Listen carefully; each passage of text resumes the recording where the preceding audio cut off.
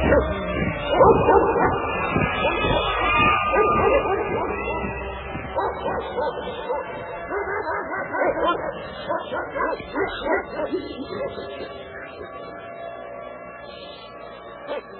listening to The Hour of the Time. I'm William Cooper. Tonight we bring you the first of a three-part series entitled The Illuminati, produced by Anthony J. Hilder and narrated by Myron Fagan. Music produced and performed by Evan Sweetwater and Anthony J. Hilder. The question of how and why the United Nations is the crux of the great conspiracy to destroy the sovereignty of the United States and the enslavement of the American people within a UN one-world dictatorship is a complete and unknown mystery to the vast majority of the American people.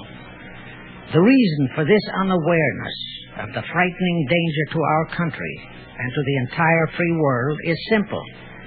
The masterminds behind this great conspiracy have absolute control of all of our mass communications media, especially television, the radio, the press, and Hollywood. We all know that our State Department, the Pentagon, and the White House have brazenly proclaimed that they have the right and the power to manage the news, to tell us not the truth, but what they want us to believe.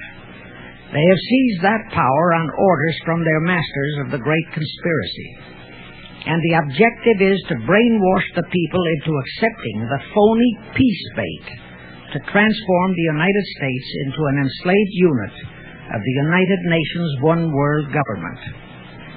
First of all, bear in mind that the so-called UN police action in Korea, fought by the United States, in which 150,000 of our sons were murdered and maimed, was part of the plot, just as the undeclared by Congress war in Vietnam, in which our sons are dying, is part of the plot, just as the plot against Rhodesia and South Africa, in which our sons will be dying, is part of the UN plot. However, the vitally important thing for all Americans, all you mothers of the boys who died in Korea and are now dying in Vietnam, to know is that our so-called leaders in Washington, whom we elected to safeguard our nation and our Constitution, are the betrayers, and that behind them are a comparatively small group of men whose sole objective is to enslave the whole world of humanity in their satanic plot of one world government. Now, in order to give you a very clear picture of this satanic plot, I will go back to its beginning, clear back in the middle of the 18th century, and name the men who put that plot into action, and then bring you down to the present, today's status of that plot.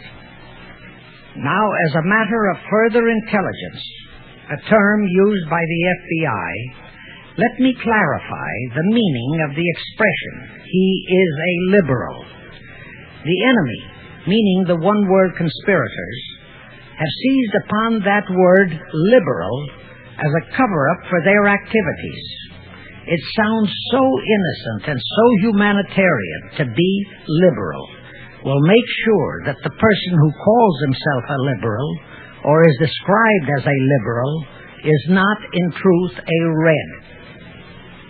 Now then, this satanic plot was launched back in the 1760s, when it first came into existence under the name of the Illuminati. This Illuminati was organized by one Adam Weishaupt, born a Jew, who was converted to Catholicism and became a Catholic priest, and then, at the behest of the then newly organized House of Rothschild, defected and organized the Illuminati. Naturally, the Rothschilds financed that operation. And every war since then, beginning with the French Revolution, has been promoted by the Illuminati, operating under various names and guises. I say under various names and guises because after the Illuminati was exposed and became too notorious, Weishaupt and his co-conspirators began to operate under various other names. In the United States, immediately after World War I, they set up what they called the Council on Foreign Relations, commonly referred to as the CFR. And this CFR is actually the Illuminati in the United States. And its hierarchy, the masterminds in control of the CFR, to a very great extent, are the descendants of the original Illuminati conspirators. But, to conceal that fact, most of them changed their original family names to American-sounding names. For example, the true name of the Dillons, Clarence and Douglas Dillon, once Secretary of the U.S. Treasury Department, is Lepowski. I'll come back to all this later. There is a similar establishment of the Illuminati in England, operating under the name of the British Institute of International Affairs. There are similar secret Illuminati organizations in France, Germany, and other nations operating under different names. And all these organizations, including the CFR, continuously set up numerous subsidiary or front organizations that are infiltrated into every phase of the various nations' affairs. But at all times, the operations of these organizations were and are masterminded and controlled by the internationalist bankers, who in turn were and are controlled by the Rothschilds. The details of how they accomplished the setting up of the CFR in the United States, as also in the other nations, are far too voluminous to be described in this dissertation. But you can find it complete in News Bulletin number 122, entitled UN is Spawn of the Illuminati, and News Bulletin number 123, entitled CFR Completely Unmasked as Illuminati. Both are published by the Cinema Educational Guild, Post Office Box 46205, Hollywood, California.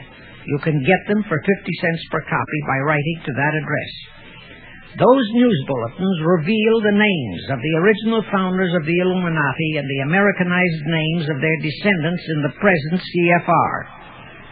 Now I'll go back to the activities of the original Illuminati conspirators. As revealed in News Bulletin number 122, one branch of the Rothschild family had financed Napoleon. Another branch of the Rothschilds, both branches the real masterminds of the Illuminati, financed Britain, Germany, and the other nations in the Napoleonic Wars.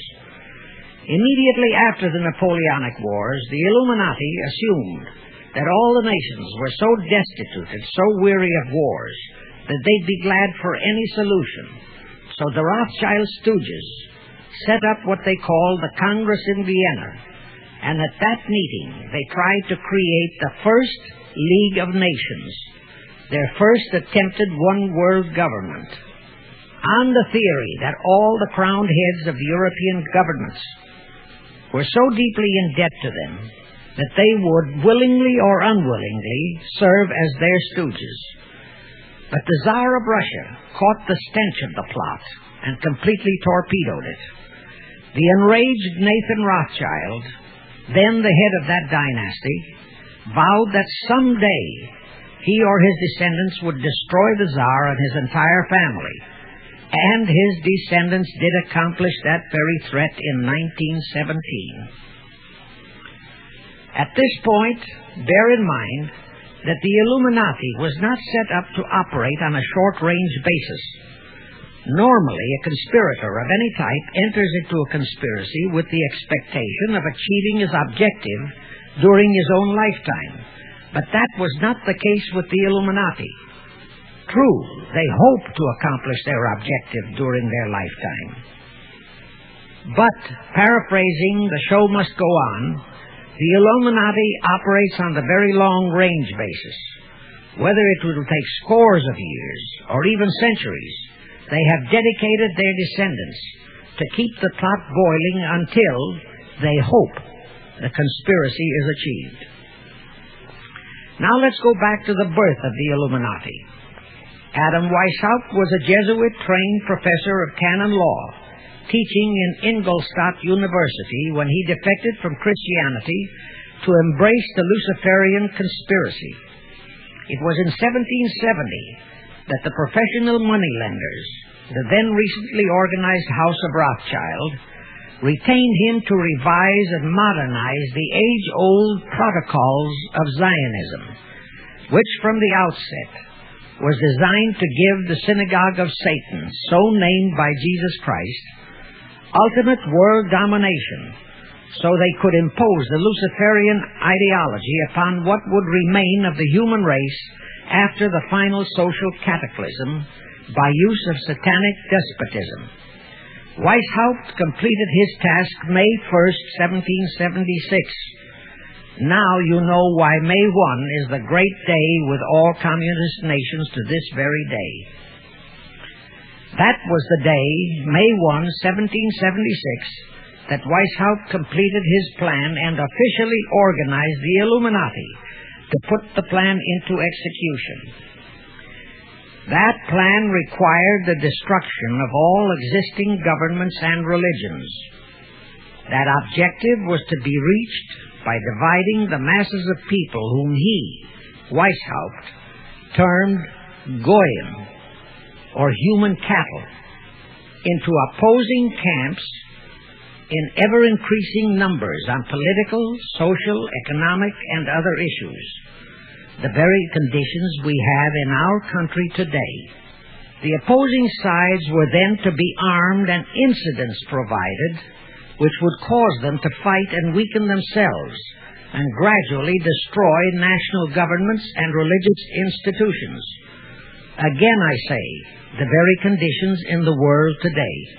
And at this point, let me stress a prime feature of the Illuminati plans.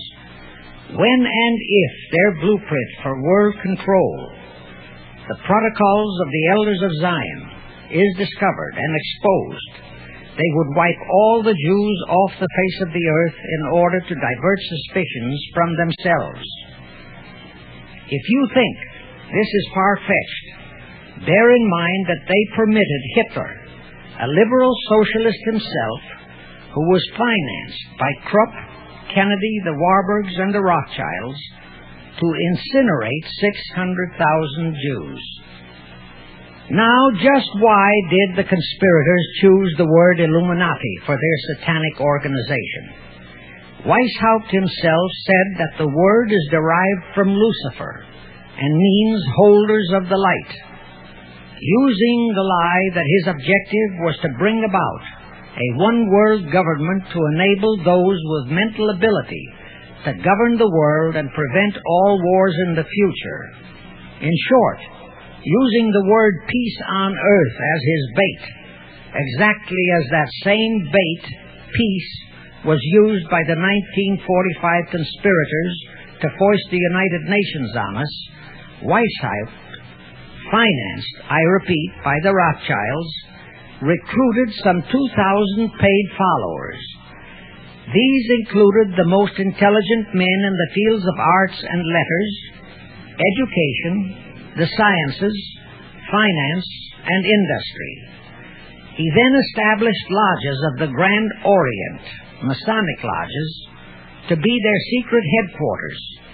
And I again repeat that in all of this he was acting under orders from the House of Rothschild. The main features of the Weishaupt plan of operation required his Illuminati to do the following things to help them to accomplish their purpose. Number one, use monetary and sex bribery to obtain control of men already in high places in the various levels of all governments and other fields of endeavor.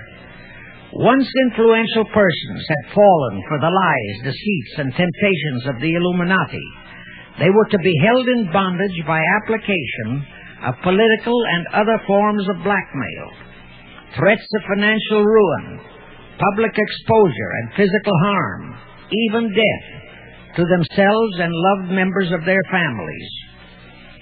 Do you realize how many present top officials in our federal government in Washington are controlled in just that way? by the CFR? Do you realize how many homosexuals in our State Department, the Pentagon, all federal agencies, even in the White House, are controlled that way? Number 2, Illuminati and the faculties of colleges and universities were to cultivate students possessing exceptional mental ability, belonging to well-bred families with international leanings, and recommend them for special training in internationalism. Such training was to be provided by granting scholarships to those selected by the Illuminists. That gives you an idea what a Rhodes Scholarship means. It means indoctrination into accepting the idea that only a one-world government can put an end to recurring wars and strife. That's how the United Nations was sold to the American people. One of the most notable Rhodes Scholars we have in our country is Senator William J. Fulbright, sometimes referred to as Half-Bright. His entire voting record spells Illuminati. All such scholars were to be first persuaded and then convinced that men of special talent and brains have the right to rule those less gifted, on the ground that the masses don't know what is best for them physically, mentally, and spiritually. In addition to the Rhodes and similar scholarships, today there are 3 special Illuminati schools located in Gordonstown in Scotland, Salem in Germany, and Anavrita in Greece. These 3 are known ones, but there are others that are kept undercover. Prince Philip, the husband of Britain's Queen Elizabeth, was educated at Gordonstown at the instigation of Lord Louis Mountbatten, his uncle, a Rothschild relative, who became Britain's admiral of the fleet after World War II ended. Number 3, all influential people trapped into coming under the control of the Illuminati, plus the students who had been specially educated and trained, were to be used as agents and placed behind the scenes of all governments as experts and specialists, so they would advise the top executives to adopt policies which would, in the long run, serve the secret plans of the Illuminati one-world conspiracy and bring about the destruction of the governments and religions they were elected or appointed to serve. Do you know how many such men operate in our government at this very time? Rusk, McNamara, Hubert Humphrey, Fulbright, Kuchel, and go on and on and on. Number 4, perhaps the most vital directive in Weishaupt's plan was to obtain absolute control of the press, at that time the only mass communications media, to distribute information to the public, so that all news and information could be slanted, so that the masses could be convinced that a one-world government is the only solution to our many and varied problems. Now do you know who owns and controls our mass communications media? I'll tell you, practically all the movie lots in Hollywood is owned by the Lehmans, Kuhn Loeb and Company, Goldman Sachs, and other internationalist bankers. All the national radio and TV channels in the nation are owned and controlled by those same internationalist bankers.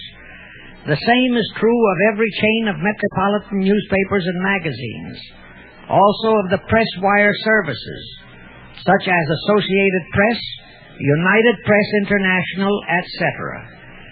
The supposed heads of all those media are merely the fronts for the internationalist bankers, who in turn compose the hierarchy of the CFR, today's Illuminati in America. Now can you understand why the Pentagon's press agent Sylvester so brazenly proclaimed that the government has the right to lie to the people? What he really meant was that our CFR-controlled government had the power to lie to and be believed by the brainwashed American people. And let's again go back to the first days of the Illuminati. Because Britain and France were the two greatest world powers in the late years of the 18th century, Weishaupt ordered the Illuminati to foment the colonial wars, including our Revolutionary War, to weaken the British Empire and organize the French Revolution to destroy the French Empire. He scheduled the French Revolution to start in 1789. However, in 1784, a true act of God placed the Bavarian government in possession of evidence which proved the existence of the Illuminati, and that evidence could have saved France if they, the French government, hadn't refused to believe it. Here is how that act of God happened. It was in 1874 that Weishaupt issued his orders for the French Revolution. A German writer named Zwack put it into book form. It contained the entire Illuminati story and Weishaupt's plans. A copy of this book was sent to the Illuminists in France, headed by Robespierre, whom Weishaupt had delegated to foment the French Revolution. The courier was struck and killed by lightning as he rode through Ralston on his way from Frankfurt to Paris. The police found the subversive documents on his body and turned them over to the proper authorities.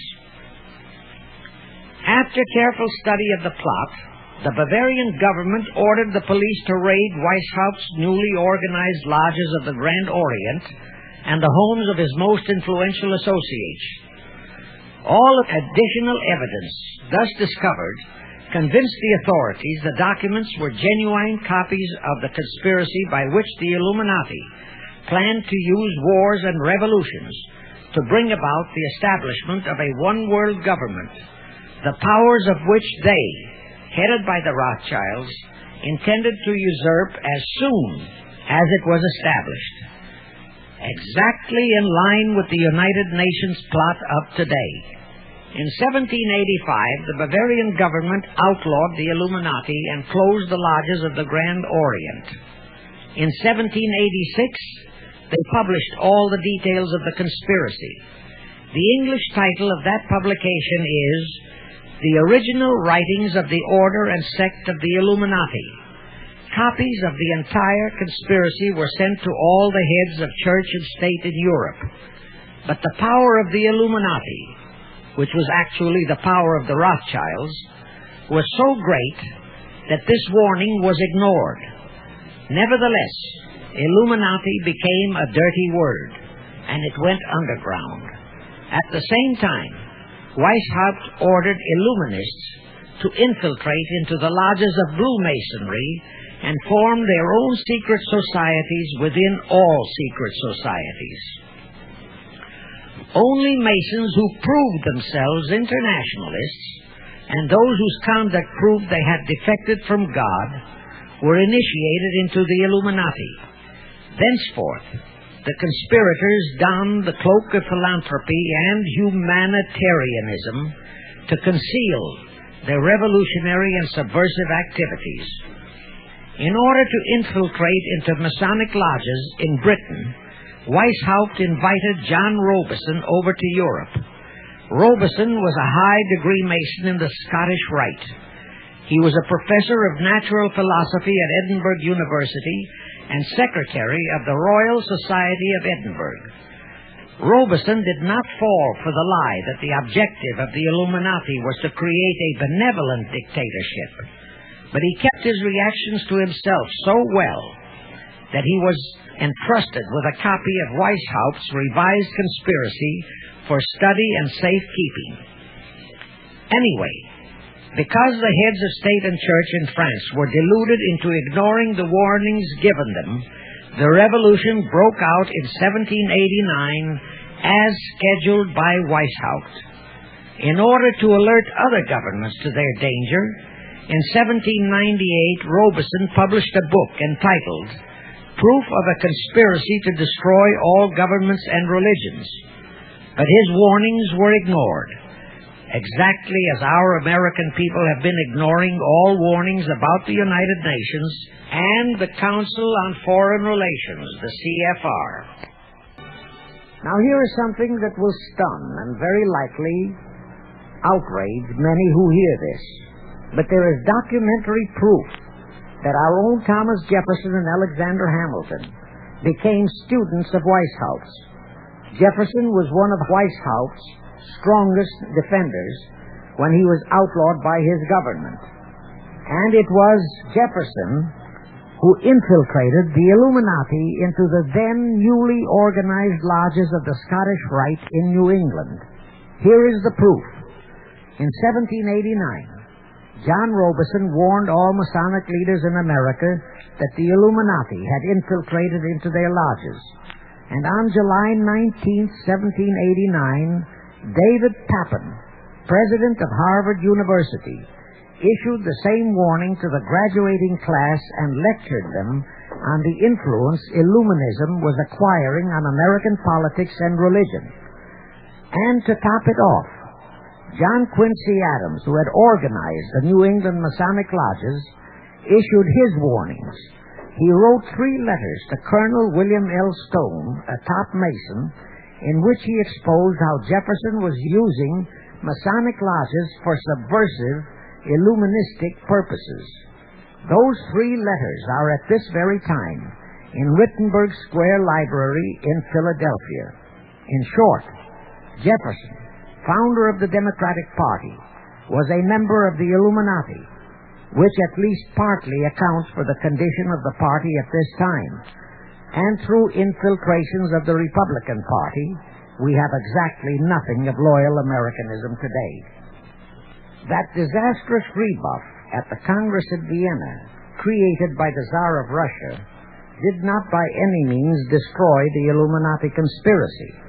It merely forced them to adopt a new strategy. Realizing that the one-world idea was, for the moment, killed, the Rothschilds decided that to keep the plot alive, they'd have to do it by heightening their control of the money systems of the European nations.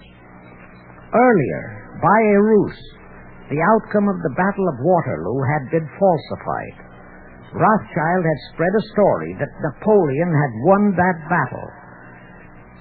That had precipitated a terrific panic on the stock market in England. All stocks had plummeted down to practically zero, and Nathan Rothschild bought all the stocks for virtually a penny on its dollar values. That gave him complete control of the economy of Britain and virtually of all Europe. So immediately after that Congress in Vienna had boomeranged, Rothschild forced Britain to set up a new Bank of England, which he absolutely controlled. Exactly as later, through Jacob Schiff, he engineered our own Federal Reserve Act, which gave the House of Rothschild a secret control of the economy in the United States. But now for a moment, let's dwell on the activities of the Illuminati in the United States. In 1826, one Captain William Morgan decided it was his duty to inform all Masons and the general public what the full truth was regarding the Illuminati, their secret plans and intended objectives. Also reveal the identities of the masterminds of the conspiracy. The Illuminati promptly tried Morgan in absentia and convicted him of treason. They ordered one Richard Howard, an English Illuminist, to carry out their sentence of execution as a traitor. Morgan was warned and he tried to escape to Canada, but Howard caught up with him near the border, near the Niagara Gorge, to be exact, where he murdered him. This was verified in a sworn statement made in New York by one Avery Allen to the effect that he heard Howard render his report of the execution to a meeting of Knights Templars in St. John's Hall, New York. He also told how arrangements had been made to ship Howard back to England. That Allen affidavit is on record in New York City archives. Very few Masons and very few of the general public know that general disapproval over that incident of murder caused approximately half of all the Masons in the northern jurisdiction of the United States to secede. Copies of the minutes of the meeting held to discuss that matter are still in existence in safe hands, and that all that secrecy emphasizes the power of the masterminds of the Illuminati to prevent such terrible events of history from being taught in our schools. In the early 1850s, the Illuminati held a secret meeting in New York, which was addressed by a British Illuminist named Wright. Those in attendance were told that the Illuminati was organizing to unite the nihilist and atheist groups with all other subversive groups into an international to be known as communists. That was when the word communist first came into being, and it was intended to be the supreme weapon and scare word to terrify the whole world and drive the terrorized peoples into the Illuminati one world scheme. This scheme, communism, was to be used to enable the Illuminati to foment future wars and revolutions. Clinton Roosevelt, a direct ancestor of Franklin Roosevelt, Horace Greeley and Charles Dana, foremost newspaper publishers of that time, were appointed to head a committee to raise funds for the new venture. Of course, most of the funds were provided by the Rothschilds, and this fund was used to finance Karl Marx and Engels when they wrote Das Kapital and the Communist Manifesto in Soho, England. And this clearly reveals that communism is not a so-called ideology, but a secret weapon, a bogeyman word to serve the purpose of the Illuminati. Weishaupt died in 1830, but prior to his death he prepared a revised version of the age-old conspiracy, the Illuminati, which, under various aliases, was to organize, finance, direct, and control all international organizations and groups by working their agents into executive positions at the top. In the United States, we have Woodrow Wilson, Franklin Roosevelt, Jack Kennedy, Johnson, Rusk, McNamara, Fulbright, etc. as prime examples. In addition, while Karl Marx was writing the Communist Manifesto under the direction of one group of Illuminists, Professor Karl Ritter of Frankfurt University was writing the antithesis under direction of another group. The idea was that those who direct the overall conspiracy could use the differences in those two so-called ideologies to enable them to divide larger and larger members of the human race into opposing camps, so that they could be armed and then brainwashed into fighting and destroying each other, and particularly to destroy all political and religious institutions.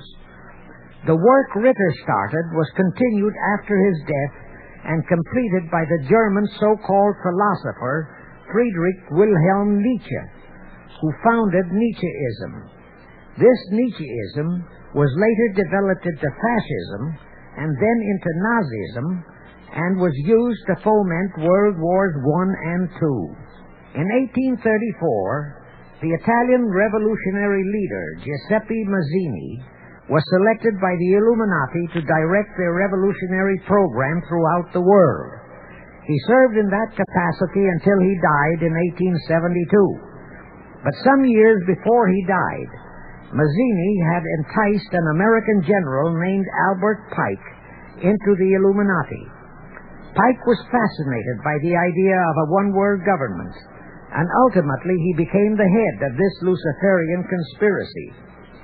Between 1859 and 1871, Pike, worked out a military blueprint for 3 world wars and various revolutions throughout the world, which he considered would forward the conspiracy to its final stage in the 20th century.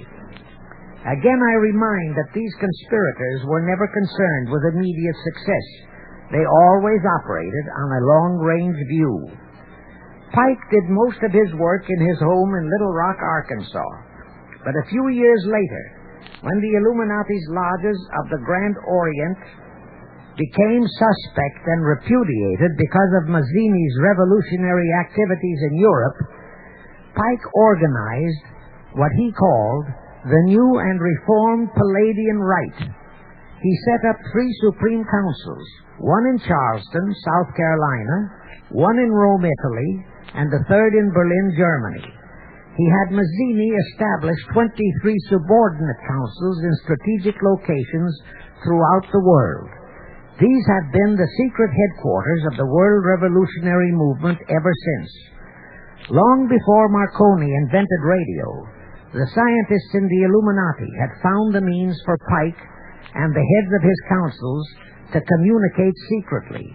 It was the discovery of that secret that enabled intelligence officers to understand how apparently unrelated incidents, one such as the assassination of an Austrian prince at Sarajevo, took place simultaneously throughout the world, which developed into a war or a revolution. Pike's plan was as simple as it has proved effective. It called for communism, Nazism, political Zionism, and other international movements be organized and used to foment 3 global world wars and at least 2 major revolutions. The First World War was to be fought so as to enable the Illuminati to destroy Tsarism in Russia, as vowed by Rothschild after the Tsar had torpedoed his scheme at the Congress in Vienna, and to transform Russia into a stronghold of atheistic communism. The differences stirred up by agents of the Illuminati between the British and German empires were to be used to foment this war. After the war would be ended, communism was to be built up and used to destroy other governments and weaken religions. World War II, when and if necessary, was to be fomented by using the controversies between fascists and political Zionists. And here let it be noted that Hitler was financed by Krupp, the Warburgs, the Rothschilds, and other internationalist bankers, and that the slaughter of the supposed 600,000 Jews by Hitler didn't bother the Jewish internationalist bankers at all. That slaughter was necessary in order to create worldwide hatred of the German people and thus bring about the war against them. In short, this Second World War was to be fought to destroy Nazism and to increase the power of political Zionism so that the State of Israel could be established in Palestine. During this World War II, international communism was to be built up until it equaled in strength that of united Christendom. When it reached that point, it was to be contained and kept in check until required for the final social cataclysm. As we know now, Roosevelt, Churchill, and Stalin put that exact policy into effect, and Truman, Eisenhower, Kennedy, and Johnson continued that same exact policy.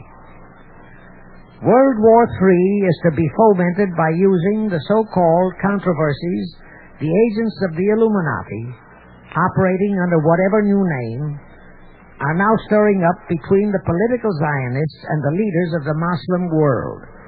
That war is to be directed in such a manner that all of Islam and political Zionism, Israel, will destroy each other, while at the same time the remaining nations, once more divided on this issue, will be forced to fight themselves into a state of complete exhaustion, physically, mentally, spiritually, and economically.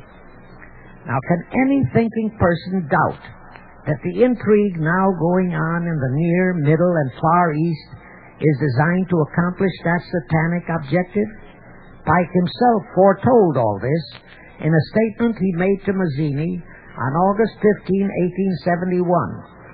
Pike stated that after World War III is ended, those who will inspire to undisputed world domination will provoke the greatest social cataclysm the world has ever known.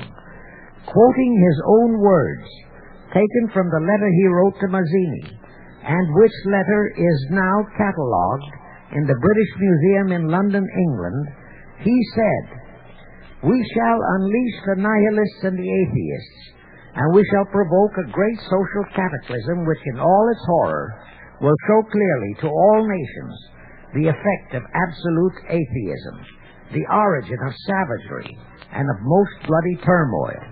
Then everywhere the people forced to defend themselves against the world minority of revolutionaries will exterminate those destroyers of civilization, and the multitudes disillusioned with Christianity, whose deistic spirits will be from that moment on without direction and leadership, and anxious for an ideal but without knowledge where to send its adoration, will receive the true light through the universal manifestation of the pure doctrine of Lucifer, brought finally out into public view, a manifestation which will result from a general reactionary movement which will follow the destruction of Christianity and atheism, both conquered and exterminated at the same time."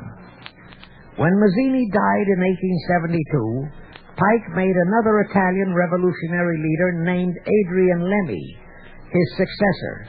Lemmi, in turn, was succeeded by Lenin and Trotsky, then by Stalin. The revolutionary activities of all those men were financed by British, French, German, and American international bankers, all of them dominated by the House of Rothschild. We are supposed to believe that the international bankers of today, like the money changers of Christ's day, are only the tools or agents of the great conspiracy, but actually they are the masterminds behind all of it. While the general public has been brainwashed by all the mass communications media into believing that communism is a movement of the so-called workers, the actual fact is that both British and American intelligence officers have authentic documentary evidence that international liberals operating through their international banking houses, particularly the House of Rothschild, have financed both sides in every war and revolution since 1776. Those who today comprise the conspiracy, the CFR in the United States, direct our governments, whom they hold in usury through such methods as the Federal Reserve System in America, to fight wars such as Vietnam, created by the United Nations, so as to further Pike's Illuminati plans to bring the world to that stage of the conspiracy when atheistic communism and the whole of Christianity can be forced into an all-out Third World War within each remaining nation, as well as on an international scale. The headquarters of the great conspiracy in the late 1700s was in Frankfurt, Germany, where the House of Rothschild had been established by Mayer Anschelm, who adopted the Rothschild name and linked together other international financiers who had literally sold their souls to the devil. After the Bavarian government's exposure in 1786, the conspirators moved their headquarters to Switzerland, then to London. Since World War II, after Jacob Schiff, the Rothschild's boy in America, died, the headquarters of the American branch has been in the Harold Pratt Building, New York, and the Rockefellers, originally protégés of Schiff, have taken over the manipulation of finances in America for the Illuminati. In the final phases of the conspiracy, the one-world government will consist of the king dictator, head of the United Nations, the CFR, and a few billionaires, economists, and scientists who have proved their devotion to the great conspiracy. All others are to be integrated into a vast conglomeration of mongrelized humanity, actually slaves. Now let me show you how our federal government and the American people have been sucked into the one-world takeover plot of the Illuminati Great Conspiracy. And always bear in mind that the United Nations was created to become the housing for that one world so-called liberal conspiracy. The real foundations of the plot for the takeover of the United States were laid during the period of our Civil War. Not that Weishaupt and the earlier masterminds had ever overlooked the New World. As I have previously indicated, Weishaupt had his agents planted over here as far back as the Revolutionary War. But George Washington was more than a match for them. It was during the Civil War that the conspirators launched their first concrete efforts. We know that Judah Benjamin, chief advisor of Jefferson Davis, was a Rothschild agent. We also know that there were Rothschild agents planted in Abraham Lincoln's cabinet who tried to sell him into a financial dealing with the House of Rothschild. But old age saw through the scheme and bluntly rejected it, thereby incurring the undying enmity of the Rothschilds, exactly as the Russian Tsar did when he torpedoed their first League of Nations at the Congress in Vienna. Investigation of the assassination of Lincoln revealed that the assassin, Booth, was a member of a secret conspiratorial group. Because there were a number of highly important government officials involved, the name of the group was never revealed, and it became a mystery, exactly as the assassination of Jack Kennedy still is a mystery. But I am sure it will not for long remain a mystery. Anyway, the ending of the Civil War destroyed, temporarily, all chances of the House of Rothschild to get a clutch on our money system, such as they had acquired in Britain and other nations in Europe. I say temporarily because the Rothschilds and the masterminds of the conspiracy never quit. So they had to start from scratch, but they lost no time in getting started.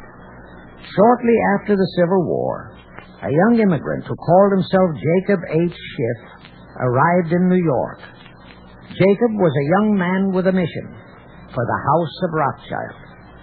Jacob was the son of a rabbi, born in one of Rothschild's houses in Frankfurt, Germany.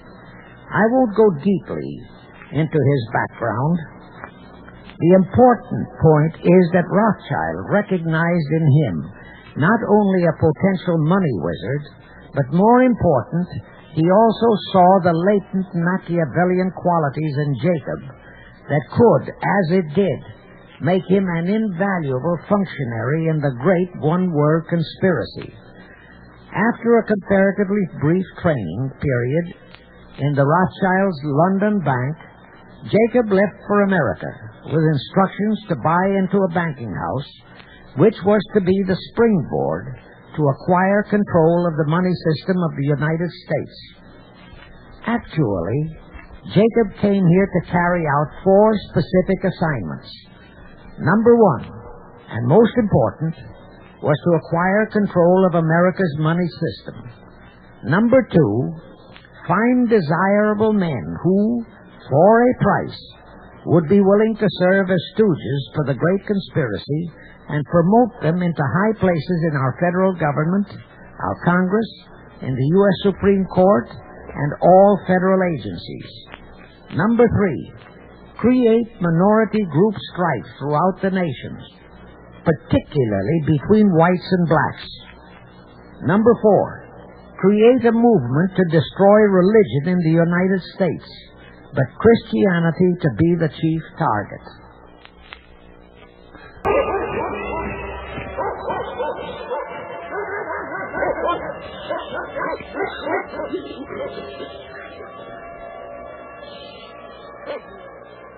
Once again, you're listening to The Hour of the Time. I'm William Cooper.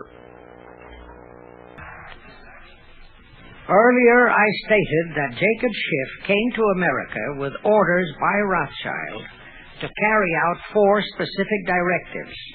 The first and most important one was to get control of the United States money system. Let's trace Schiff's step to accomplish that directive.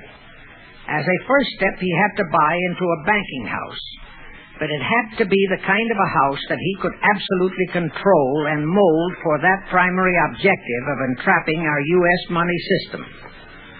After carefully scouting around, Jacob bought a partnership in a firm that called itself Kuhn and Loeb. Like Schiff, Kuhn and Loeb were immigrants from German Jewish ghettos. They came to the United States in the mid-1840s. Both started their business careers as itinerant pack peddlers. In the early 1850s, they pooled their interests and set up a merchandising store in Lafayette, Indiana, under the firm name of Kuhn and Loeb, servicing the covered wagon settlers on their way west. In the years that followed, they set up similar stores in Cincinnati and St. Louis. Then they added pawnbroking to their merchandising pursuits. From that to money lending was a short and quick step.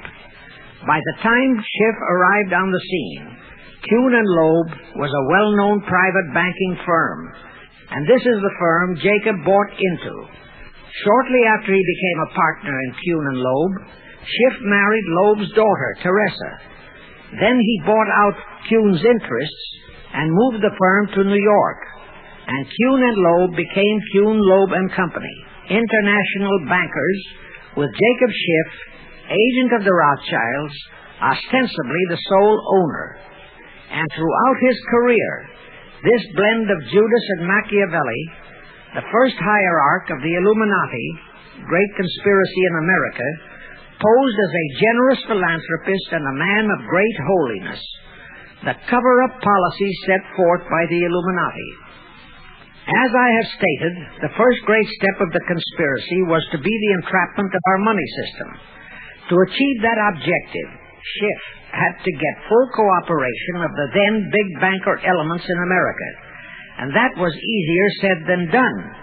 Even in those years, Wall Street was the heart of the American money mart, and J.P. Morgan was its dictator. Next in line were the Drexels and the Biddles in Philadelphia. All the other financiers, big and little, danced to the music of those three houses, but particularly to that of Morgan. All of those three were proud, haughty, arrogant potentates.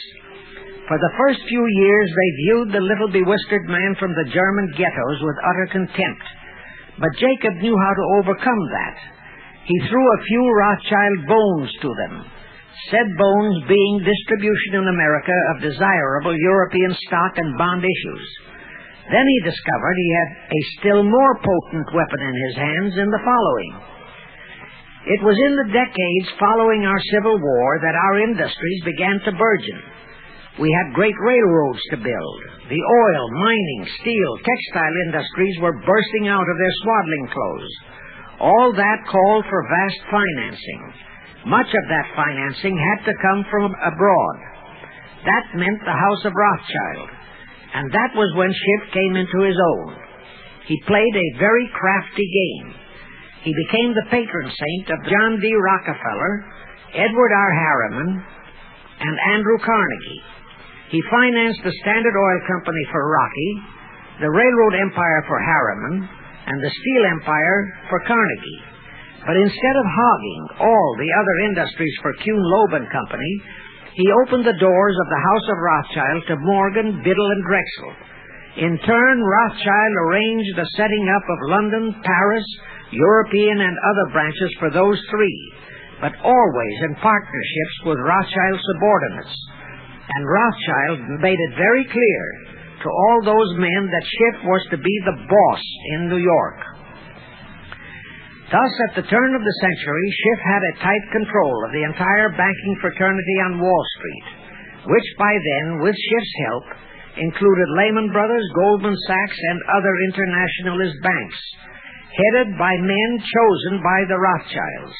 In short, that meant control of the nation's money powers, and he was then ready for the giant step, the entrapment of our national money system. Now, under our Constitution, all control of our money system is vested solely in our Congress. Schiff's next important step was to seduce our Congress to betray that constitutional edict by surrendering that control to the hierarchy of the Illuminati's great conspiracy. In order to legalize that surrender and thus make the people powerless to resist it, it would be necessary to have Congress enact special legislation. To accomplish that, Schiff would have to infiltrate stooges into both houses of Congress, stooges powerful enough to railroad Congress into passing such legislation.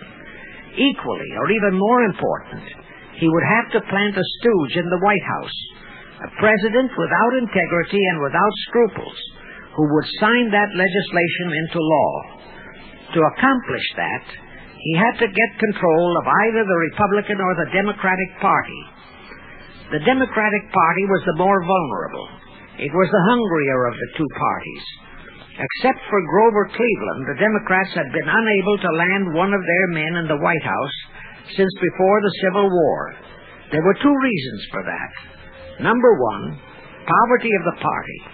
Number two, there were considerably more Republican-minded voters than Democrats. The poverty matter was not a great problem, but the voter problem was a different story. But as I previously said, Schiff was a smart cookie.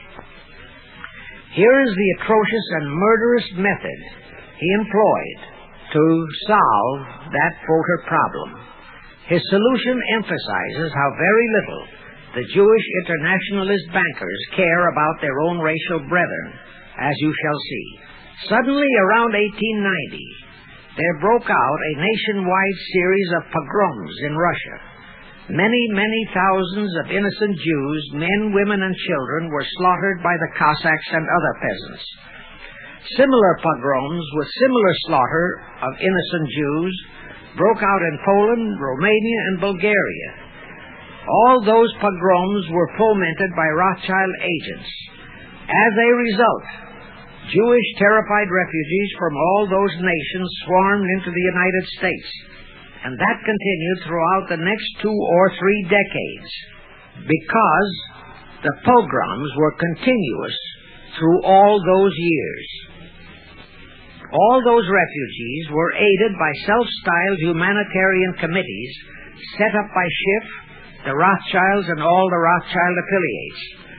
In the main, the refugees streamed into New York, but the Schiff-Rothschild humanitarian committees found ways to shuffle many of them into other large cities, such as Chicago, Boston, Philadelphia, Detroit, Los Angeles, etc.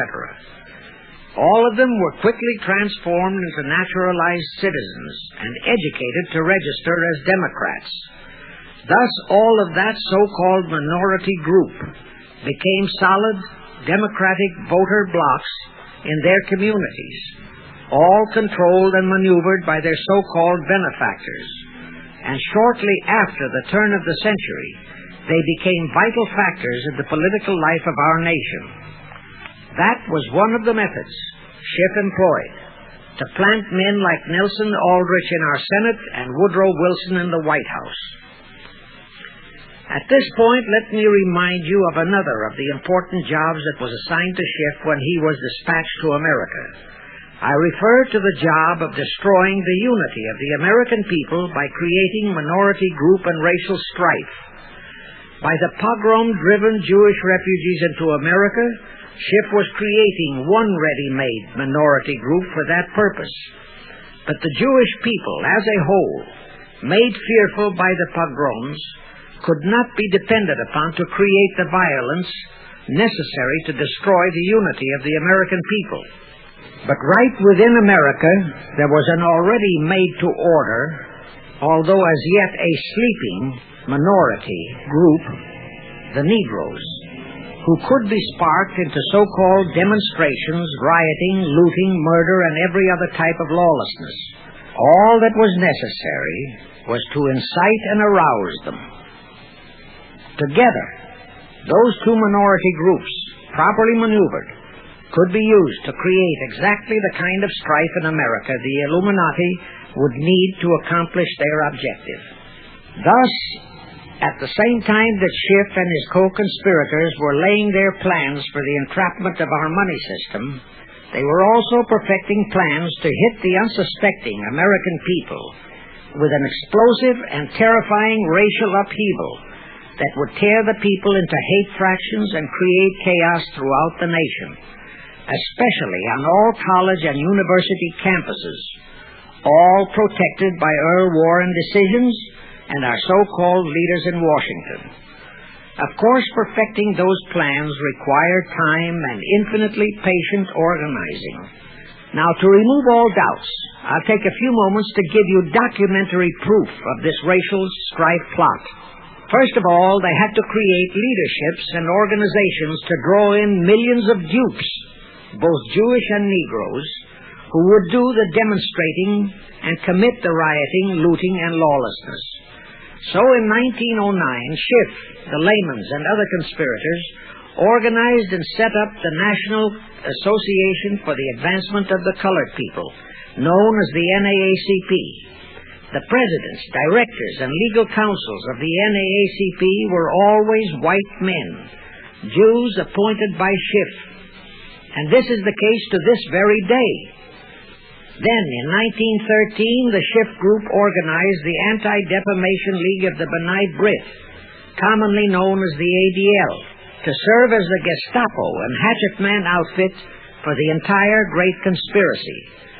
Today, this sinister ADL maintains over 2,000 agencies in all parts of the country, and they advise and completely control every action of the NAACP, CORE, of the Urban League, of all the other so-called Negro civil rights organizations throughout the nation, including such leaders as Martin Lucifer King, Stokely Carmichael, Bayard Rustin, and others of that ilk. In addition, the ADL acquired absolute control of the advertising budgets of many department stores, hotel chains, and TV and radio industrialist sponsors, also advertising agencies, in order to control practically all the mass communications media and force every loyal newspaper to slant and falsify the news, and to further incite and at the same time create sympathy for the lawlessness and violence of the Negro mobs. Here is documentary proof of the beginning of their deliberate plot to foment the Negroes into all their lawlessness. Around 1910, one Israel Zangwill wrote a play entitled The Melting Pot. It was sheer propaganda to incite the Negroes and Jews, because the play purportedly visualized how the American people were discriminating against and persecuting Jews and Negroes. At that time, nobody seemed to realize that it was a propaganda play. It was that cleverly written. The propaganda was well wrapped up in the truly great entertainment in the play, and it was a big Broadway hit. Now, in those years, the legendary Diamond Jim Brady used to throw a banquet at the famous Delmonico restaurant in New York after the opening performance of a popular play. He threw such a party for the cast of The Melting Pot, its author, producer, and chosen Broadway celebrities. By then, I'd already made a personal mark on the Broadway theater and was invited to that party. There I met George Bernard Shaw and a Jewish writer named Israel Cohen. Zangwill, Shaw, and Cohen were the triumvirate who created the Fabian Society in England and had worked closely with a Frankfurt Jew named Mordecai, who had changed his name to Karl Marx. But remember, at that time, both Marxism and communism were just emerging, and nobody paid much attention to either, and nobody suspected the propaganda in the writings of those three really brilliant writers. At that banquet, Israel Cohen told me he was then engaged in writing a book which was to be a follow-up on Zangwill's The Melting Pot. The title of his book was to be A Racial Program for the 20th Century. At that time, I was completely absorbed by my work as a playwright, and significant as that title was, its real objective never dawned on me, nor was I interested in reading the book. But it suddenly hit me with the force of a hydrogen bomb when I received a newspaper clipping of an item published by the Washington, D.C. Evening Star in May 1957. That item was a verbatim reprint of the following excerpt in Israel Cohen's book, A Racial Program for the 20th Century, and it reads, as I quote, "We must realize that our party's most powerful weapon is racial tension. By propounding into the consciousness of the dark races that for centuries they have been oppressed by the whites, we can mold them to the program of the Communist Party. In America, we will aim for subtle victory. While inflaming the Negro minority against the whites, we will instill in the whites a guilt complex for their exploitation of the Negroes. We will aid the Negroes to rise to prominence in every walk of life, in the professions and in the world of sports and entertainment. With this prestige, the Negro will be able to intermarry with the whites and begin a process which will deliver America to our cause." That same excerpt was entered into the Congressional Record of June 7, 1957 by Representative Thomas G. Abernathy. Thus the authenticity of that passage in Cohen's book was fully established. But the one question that remained in my mind was whether it represented the official policy or plot of the Communist Party or just a personal expression of Cohen himself. Hence I sought more proof, and I found it. In an official pamphlet published in 1935 by the New York Communist Party's official Workers' Library Publishers. That pamphlet was entitled, "The Negroes in a Soviet America." It urged the Negroes to rise up, form a Soviet state in the South, and apply for admission to the Soviet Union. It contained a firm pledge that the revolt would be supported by all American Reds and all so-called liberals. On page 38, it promised that a Soviet government would confer greater benefits to Negroes than to whites. And again this official communist pamphlet pledged that, I quote, "Any act of discrimination or prejudice against a Negro will become a crime under the revolutionary law," unquote. That statement proved that the excerpt in Israel Cohen's book, published in 1913, was an official edict of the Communist Party and directly in line with the Illuminati blueprint for world revolution issued by Weishaupt and later by Albert Pike. Now there's only one question, and that is to prove that the communist regime is directly controlled by the American Jacob Schiff and London Rothschild masterminds of the Great Conspiracy. A little later, I will provide that proof that will remove even a remote doubt that the Communist Party, as we know it, was created by those masterminds, capitalists, if you will note, that Schiff, the Warburgs, and the Rothschilds planned and financed the entire Russian Revolution, also the murder of the Tsar and his family, and that Lenin, Trotsky, and Stalin took their orders directly from Schiff and the other capitalists whom they supposedly are fighting. Now can you see why the vile Earl Warren and his equally vile co-Supreme Court justices issued that infamous and treasonous desegregation decision in 1954? It was to aid and abet the plot of the Illuminati conspirators to create tension and strife between Negroes and whites. Can you see why the same Earl Warren issued his decision prohibiting Christian prayers and Christmas carols in our schools? It was done to destroy Christianity. Can you see why Eisenhower, despite all the rigid constitutional prohibitions, sent federal troops into a southern state to enforce the desegregation decision? Why Kennedy did likewise? And can you see why Johnson and 66 senators, despite the protests of 90% of the American people, voted for the Consular Treaty, which opens our entire country to Russian spies and saboteurs? All those 66 senators are 20th century Benedict Arnolds. It is up to you and you, all of the American people, to force Congress, our elected servants, to haul in those American traitors for impeachments, and that when proven guilty, they all be given the punishment prescribed for traitors who aid and abet our enemies. And that includes the forcing of rigid investigations by Congress of the CFR and all their fronts, such as the ADL, the NAACP, SNCC, and such Illuminati tools as Martin Lucifer King. Such investigations will completely unmask all the leaders in Washington and the Illuminati and all their affiliations and affiliates as traitors carrying out the Illuminati plot. It will completely unmask the United Nations as the intended crux of the entire plot and force Congress to take the U.S. out of the UN and hurl the UN out of the U.S. In fact, it will destroy the UN and the entire plot. Before I close this phase, I wish to reiterate and stress one vital point, which I urge you to never forget if you wish to save our country for your children and their children. Here is the point.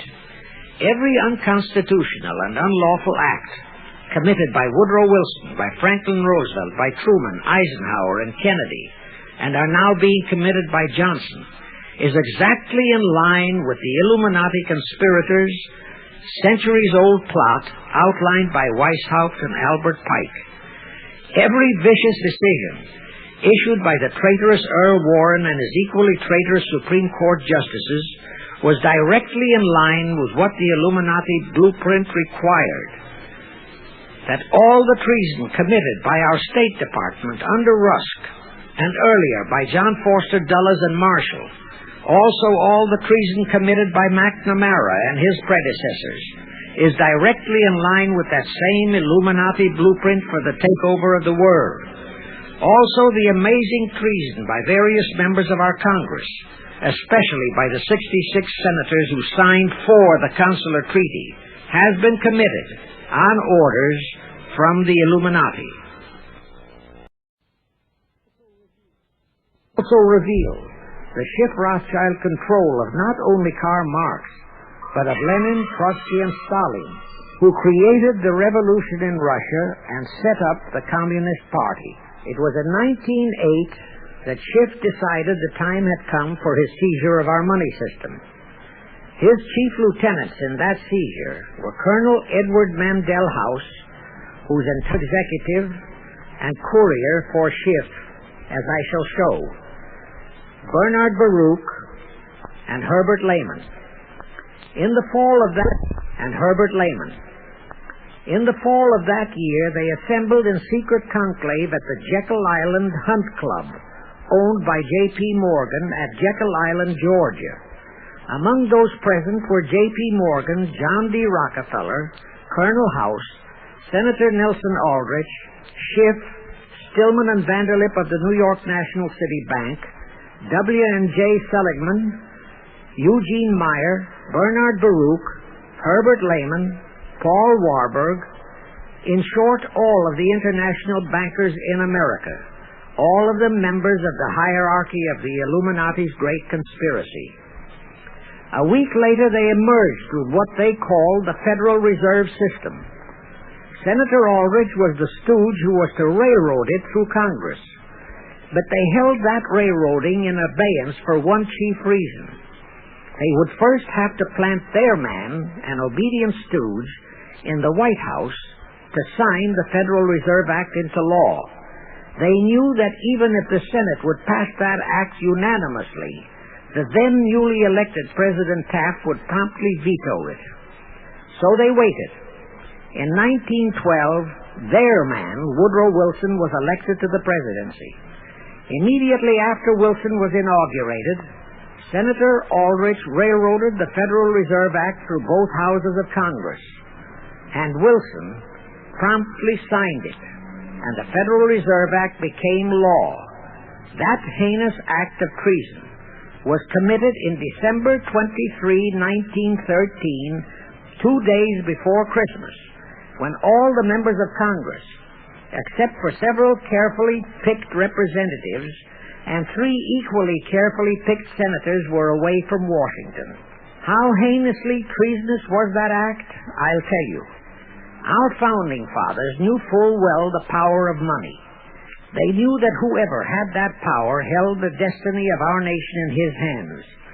Therefore, they carefully guarded this power when they set forth in the Constitution that Congress, the elected representatives of the people, alone would have that power.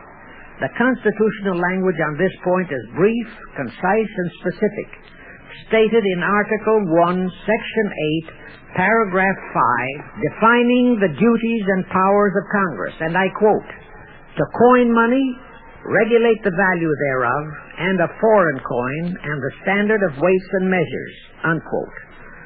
But on that tragic, unforgettable day of infamy, December 23, 1913, the men we sent to Washington to safeguard our interests, the representatives and senators and Woodrow Wilson, delivered the destiny of our nation into the hands of two aliens from Eastern Europe, Jacob Schiff and Paul Warburg.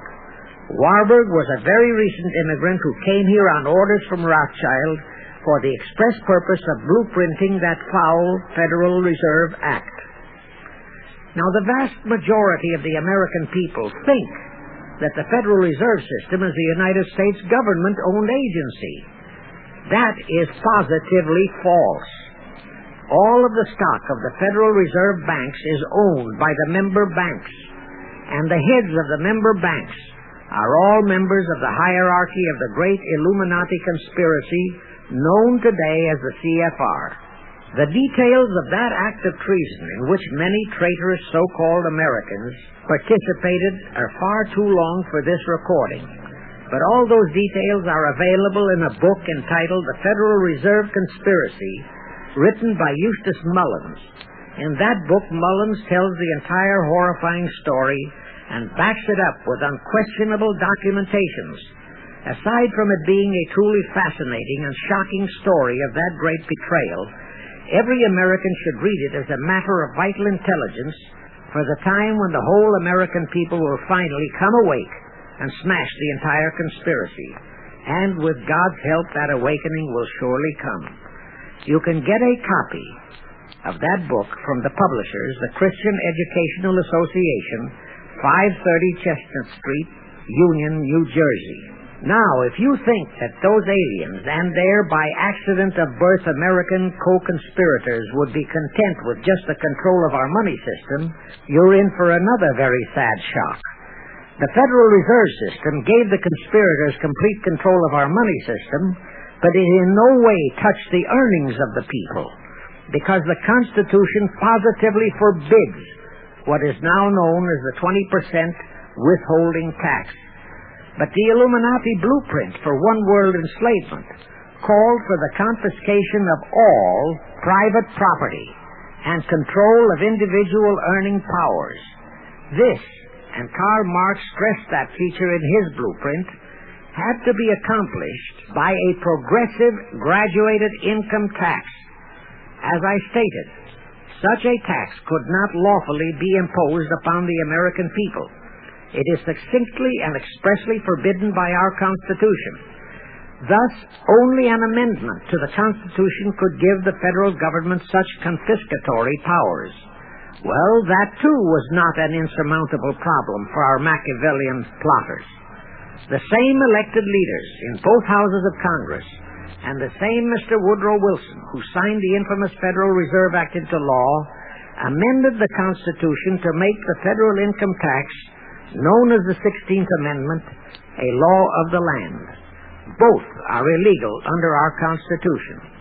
In short, the same traitors signed both betrayals, the Federal Reserve Act and the 16th Amendment, into law.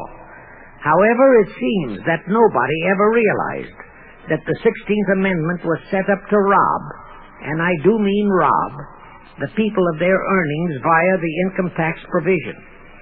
The plotters didn't fully use that provision until World War II, when that great humanitarian, Franklin Roosevelt, applied a 20% withholding tax on all small wage earners and up to 90% on higher incomes. Oh, of course, he faithfully promised that it would be only for the duration of the war. But what was a promise to such a charlatan who in 1940, when he was running for his third term, kept proclaiming, "I say again and again and again that I will never send American boys to fight on foreign soil." Remember? He was proclaiming that even as he was already preparing to plunge us into World War II by enticing the Japanese into that sneak attack on Pearl Harbor to furnish him with his excuse.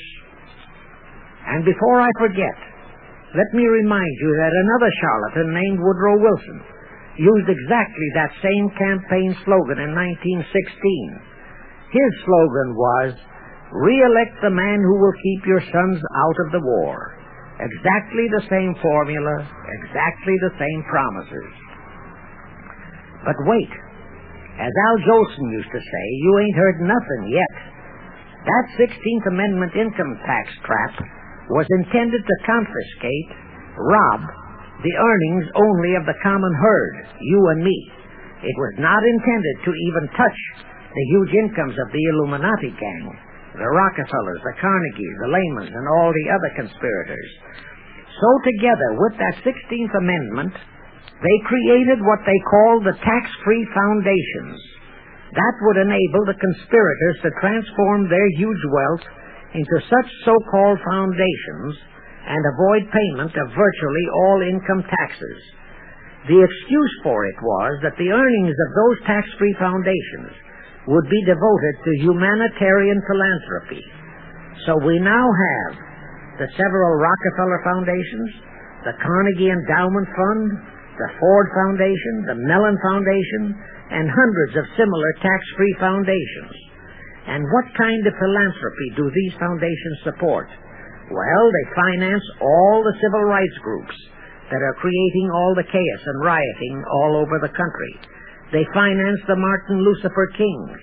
The Ford Foundation finances the Center for the Study of Democratic Institutions in Santa Barbara, commonly referred to as Moscow West, and which is headed by Wonderboy Hutchins, Walter Reuther, Irwin Canham, and others of that ilk.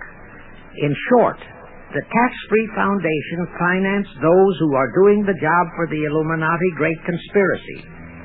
And what are the hundreds of billions of dollars they confiscate every year from the earnings of the common herd, you and me, used for? Well, for one thing, there's the foreign aid gimmick, which gave billions to Communist Tito, plus gifts of hundreds of jet planes, many of which were turned over to Castro, plus the costs of training communist pilots so that they can the better shoot down our planes, billions to Red Poland, billions to India, billions to Sukarno, billions to other enemies of the United States. That's what that treasonously railroaded 16th Amendment has done to our nation, to the American people, to you and to me, to your children and their children. Our CFR Illuminati-controlled federal government can grant tax-free status to all foundations and pro-red one-word outfits, such as the Fund for the Republic. But if you, or a patriotic pro-organization, is too outspokenly pro-American, they can terrify and intimidate you by finding a misplaced comma in your income tax report and by threatening you with penalties, fines, and even prison.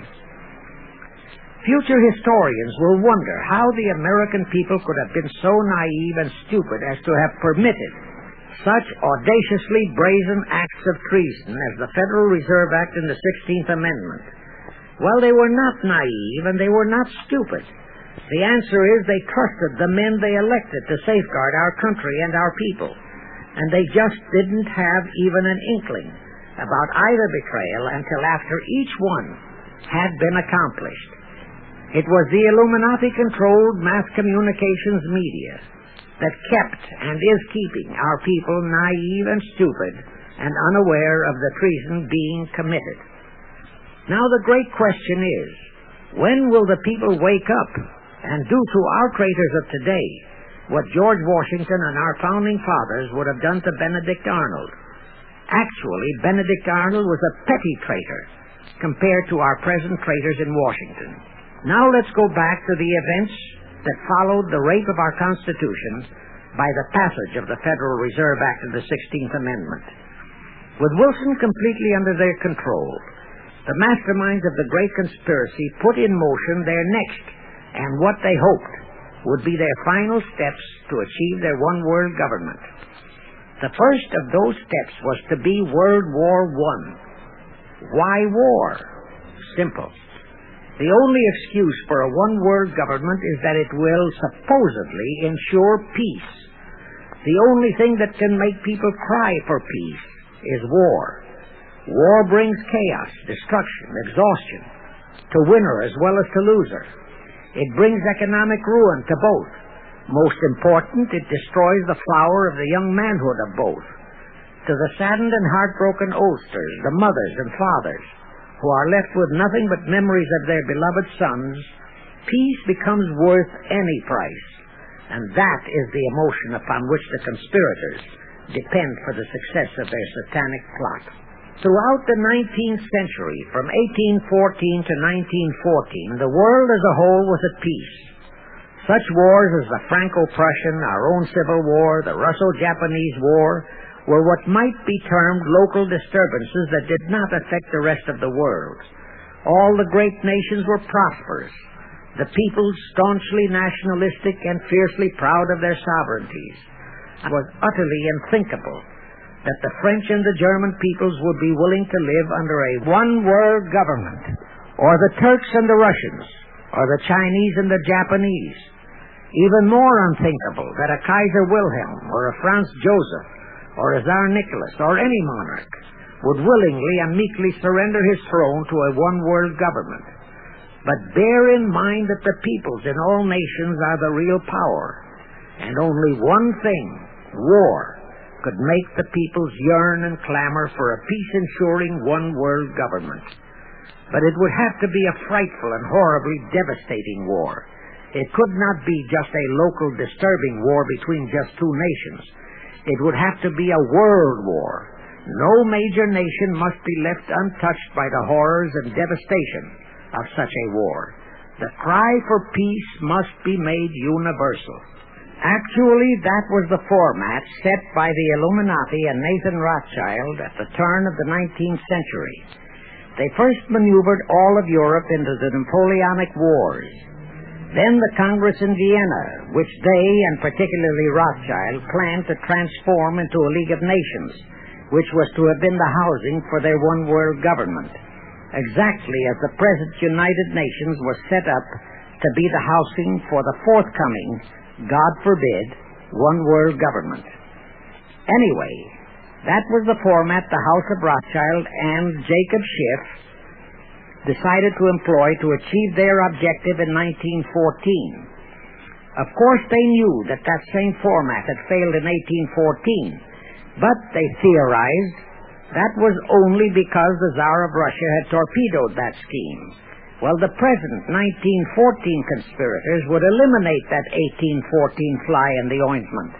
They'd make sure that after the New World War, they were conspiring there'd be no Tsar of Russia around to throw monkey wrenches into the machinery.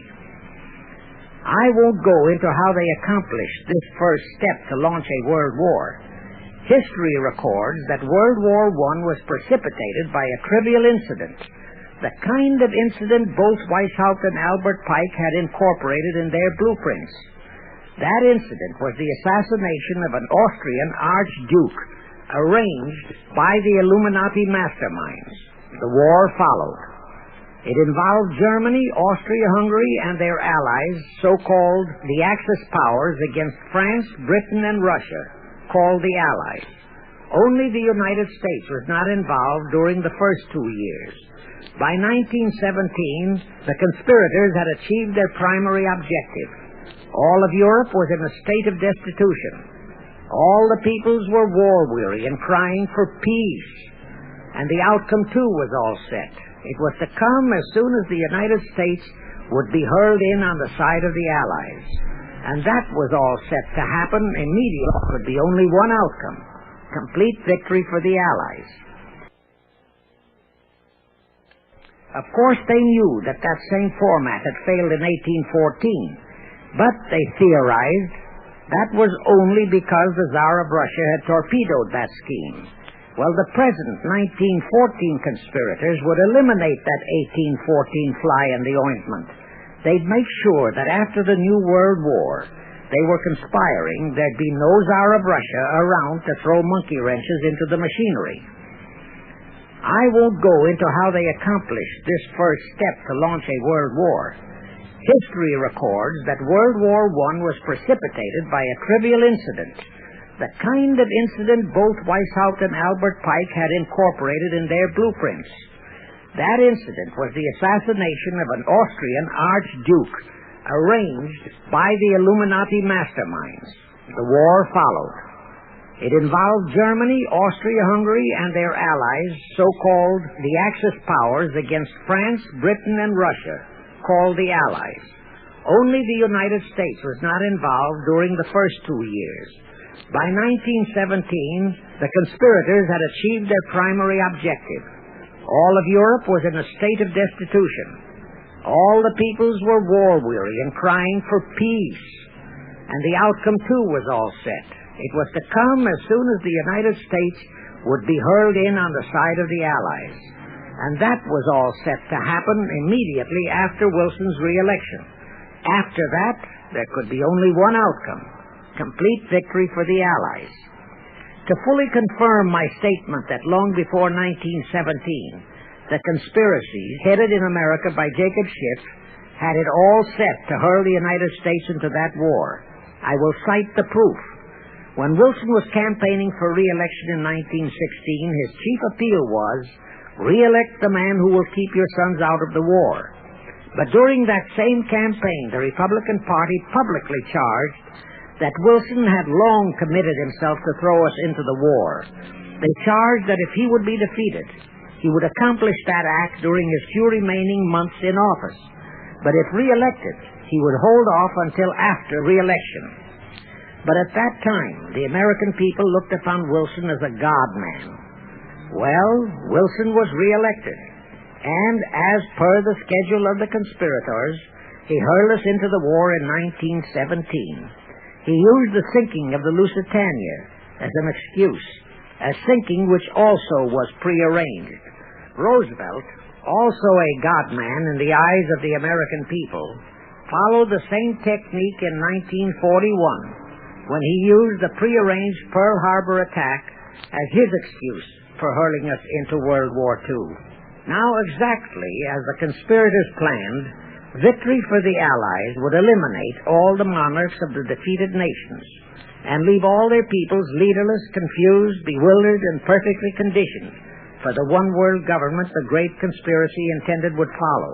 But there still would be an obstacle, the same obstacle that had balked the Illuminati and Rothschild at that Congress in Vienna peace gathering after the Napoleonic Wars. Russia would be on the winning side this time, as it was in 1814. Therefore, the Tsar would be securely on his throne.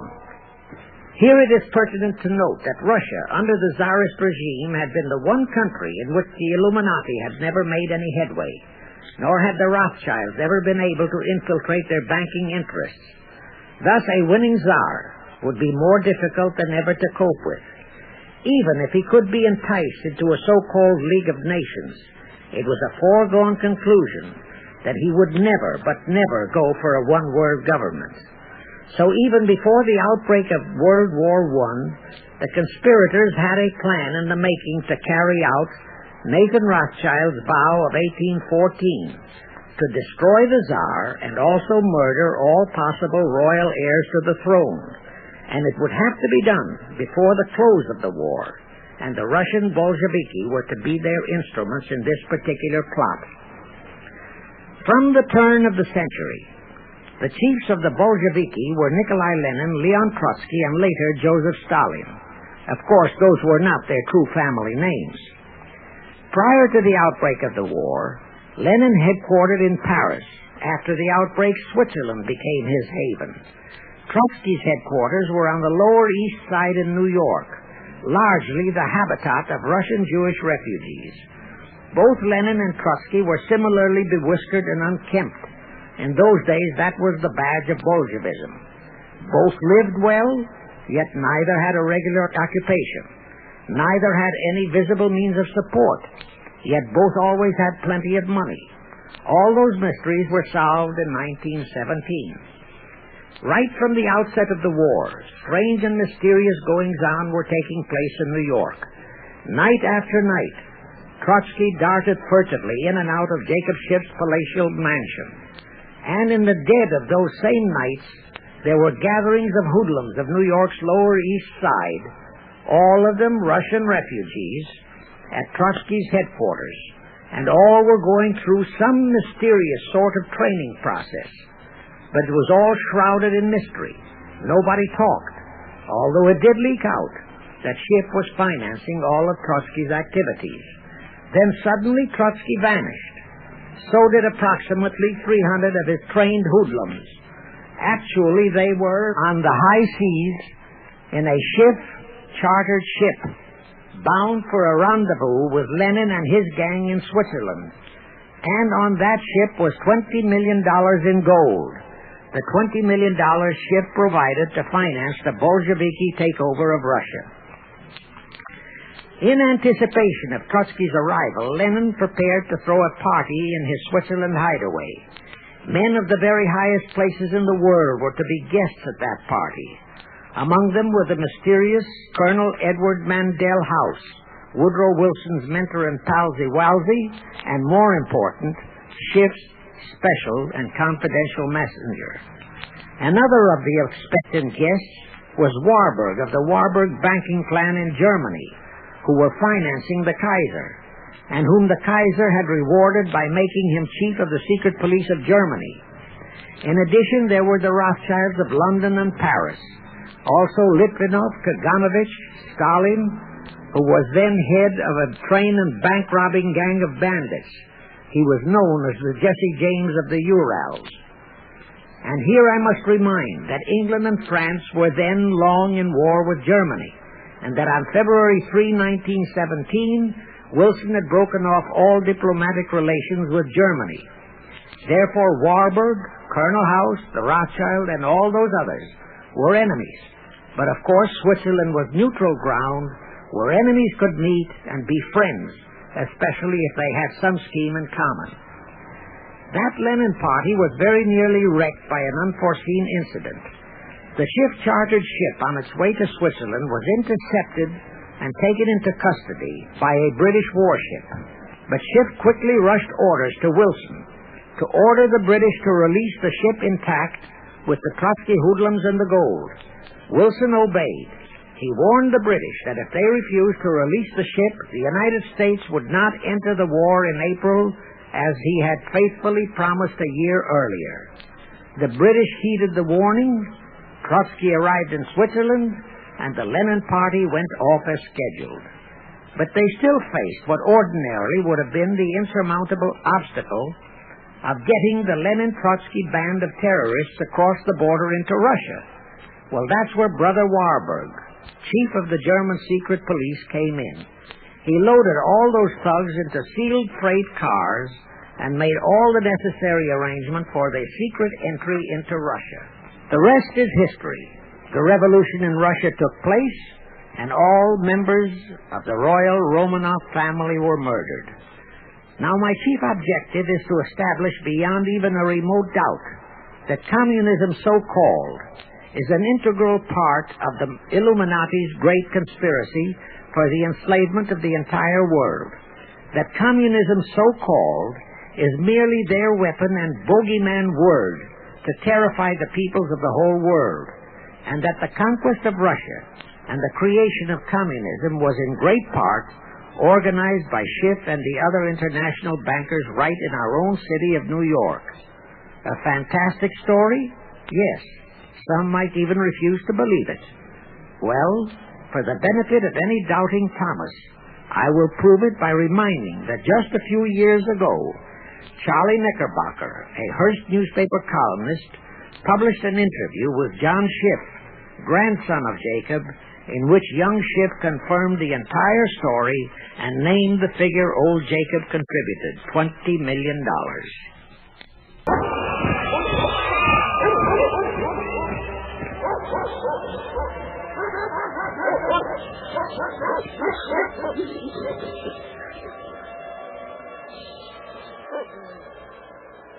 You're listening to the Hour of the Time. I'm William Cooper. And tonight, ladies and gentlemen, we bring you the final episode of our three-part series entitled The Illuminati. Do not attempt to use this information without verifying what you use in your own research. If anybody still has even a remote doubt that the entire menace of communism was created by the masterminds of the great conspiracy right in our own city of New York, I will cite the following historical fact. All records show that when Lenin and Trotsky engineered the capture of Russia, they operated as heads of the Bolsheviki Party. Now, Bolshevism is a purely Russian word. The masterminds realized that Bolshevism could never be sold as an ideology to any but the Russian people. So in April 1918, Jacob Schiff dispatched Colonel House to Moscow with orders to Lenin, Trotsky, and Stalin to change the name of their regime to the Communist Party and to adopt the Karl Marx Manifesto as the constitution of the Communist Party. Lenin, Trotsky, and Stalin obeyed. And that year of 1918 was when the Communist Party and the menace of communism came into being. All this is confirmed in Webster's Collegiate Dictionary, 5th edition. In short, communism was created by the capitalists. Thus, until November 11, 1918, the entire fiendish plan of the conspirators worked perfectly. All the great nations, including the United States, were war-weary, devastated, mourning their dead. Peace was the great universal desire. Thus, when it was proposed by Wilson to set up a League of Nations to ensure peace, all the great nations, with no Russian czar to stand in their way, jumped on that bandwagon without even stopping to read the fine print in that insurance policy. That is all but one, the United States, the very one that Schiff and his co-conspirators least expected would balk. And that was their one fatal mistake in that early plot.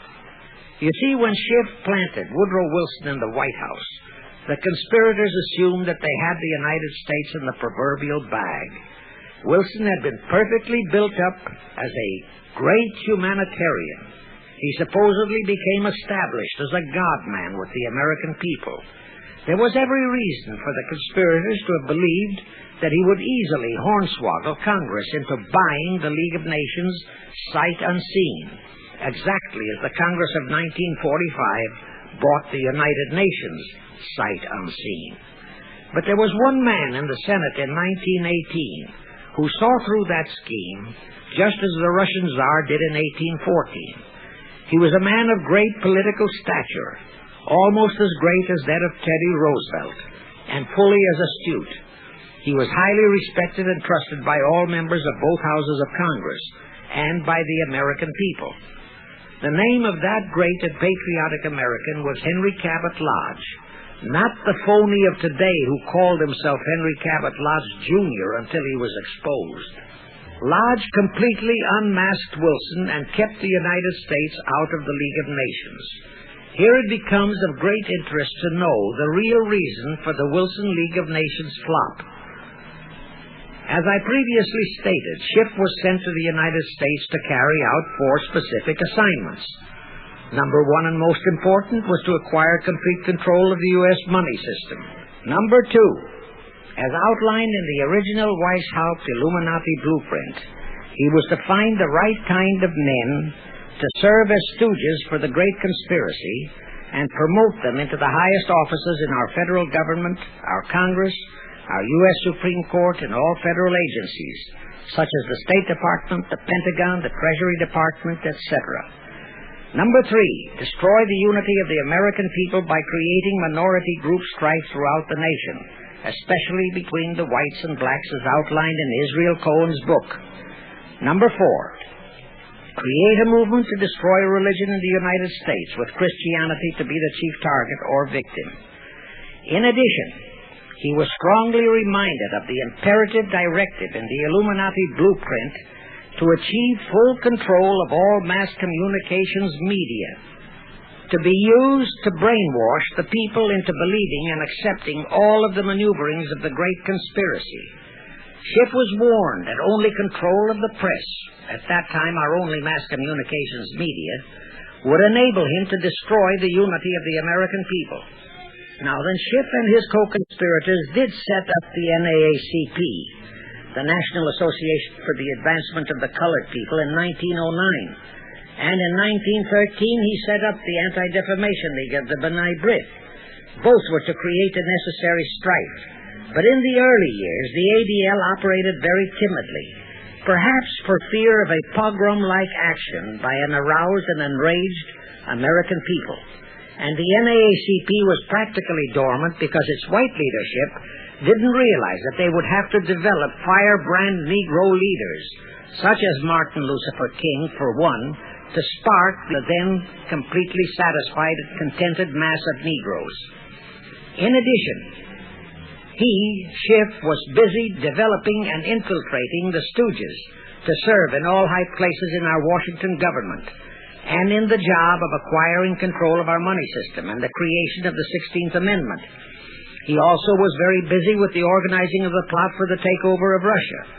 In short, he was kept so busy with all those jobs that he completely overlooked the supreme job of acquiring complete control of our mass communications media.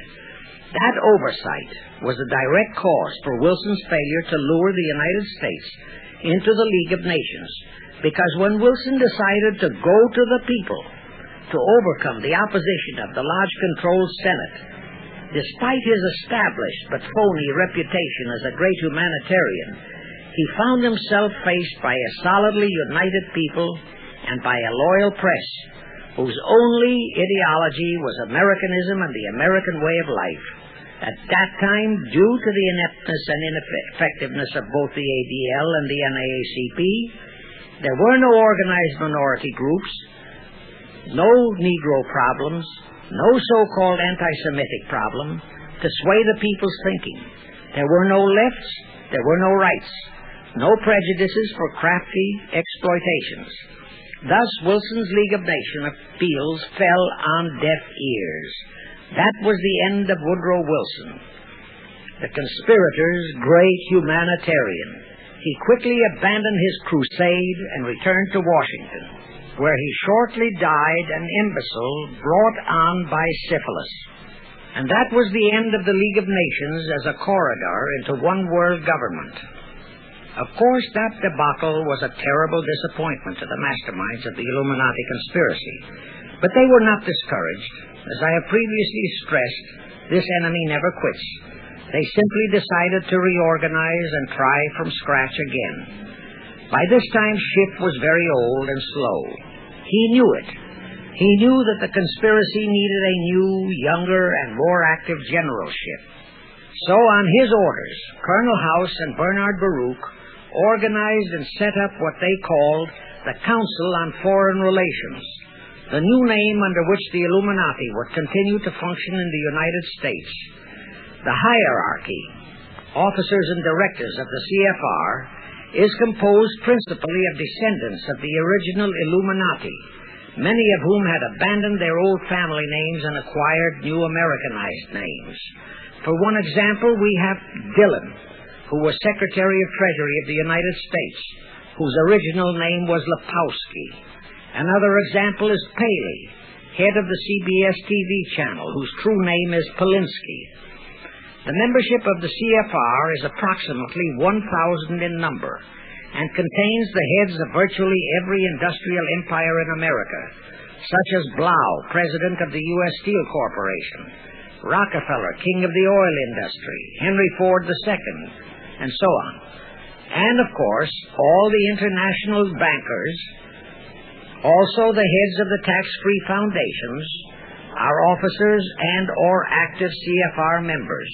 In short, all the men who provide the money and the influence to elect the CFR-chosen presidents of the United States, congressmen, senators, and who decide the appointments of our various secretaries of state, of the Treasury, of every important federal agency, are members of the CFR, and very obedient members indeed. Now, just to cement that fact, I will mention the names of a few of the United States presidents who were members of the CFR.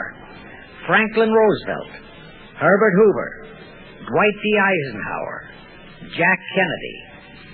Others who were considered for the presidency are Thomas E. Dewey, Adlai Stevenson, Nixon, and Vice President of a CFR subsidiary, Barry Goldwater.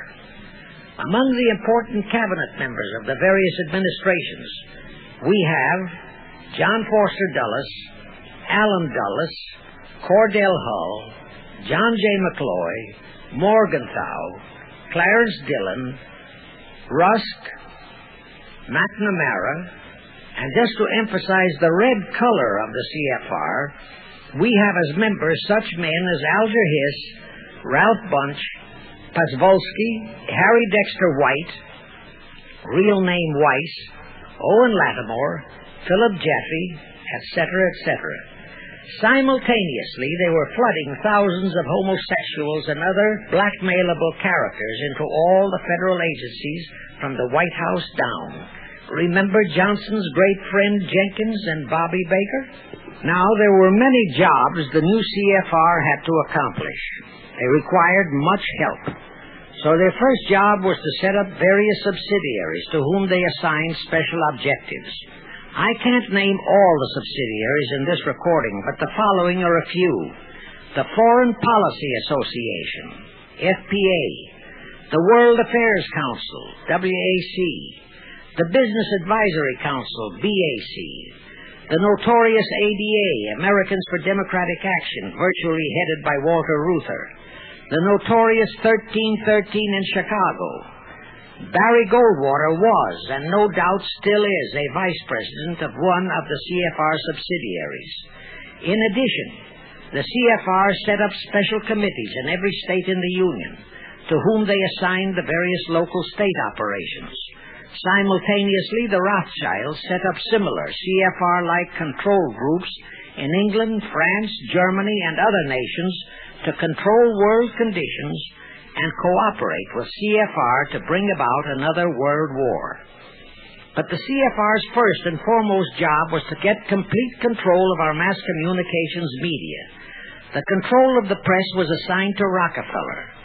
Thus, Henry Luce, who recently died, was financed to set up a number of national magazines, among them Life, Time, Fortune, and others, which publish USSR in America. The Rockefellers also directly or indirectly financed the Cowles Brothers Look magazine and a chain of newspapers. They also financed a man named Sam Newhouse to buy up and build a chain of newspapers all over the country.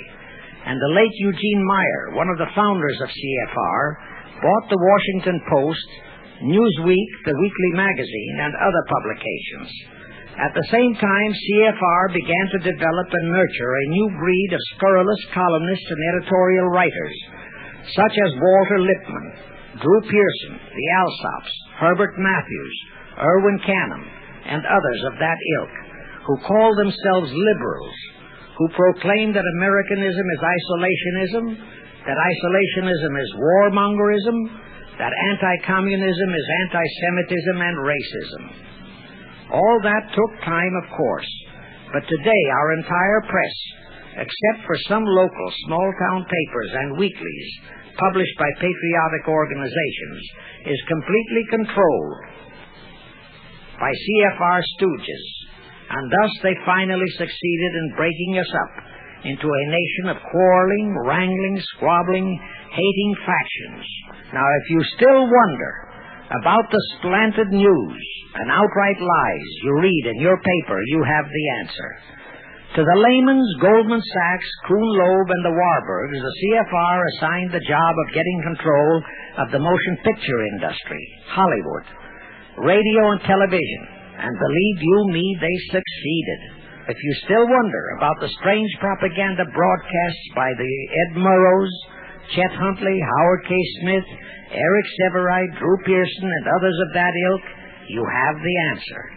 If you wonder about all the smut, sex, pornography, and mixed marriage films you see in your movie theater and on your TV set, all of which is demoralizing our youth, you have the answer.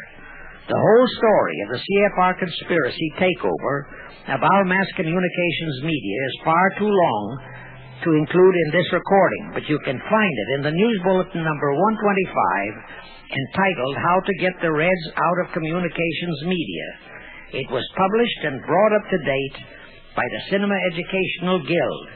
It tells in detail how the press, the movies, TV, and radio have been, and still are, used to brainwash the people, to demoralize our youth, and they have been and still are encouraging and creating sympathy for the rioting Negro civil rights lawlessness. You can get a copy of this news bulletin by writing to the Cinema Educational Guild, Post Office Box 46205, Hollywood, California. Now, to refresh your memory, let's go back for a moment.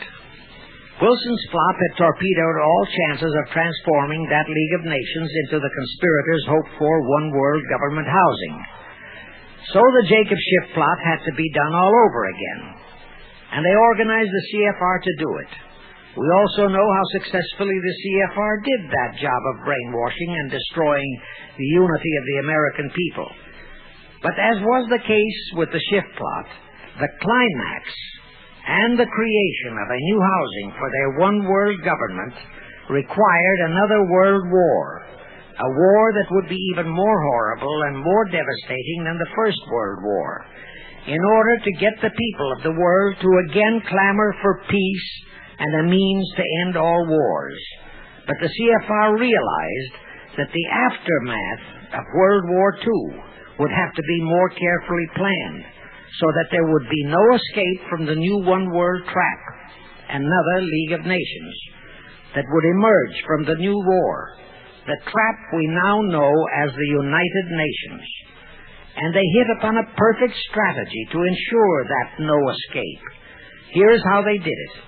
In 1943, in the midst of the war, they prepared the framework for the United Nations, and it was handed over to Roosevelt and our State Department to be given birth by Alger Hiss, Pozwolsky, Dalton Trumbo, and other American traitors, thus making the whole scheme a United States baby.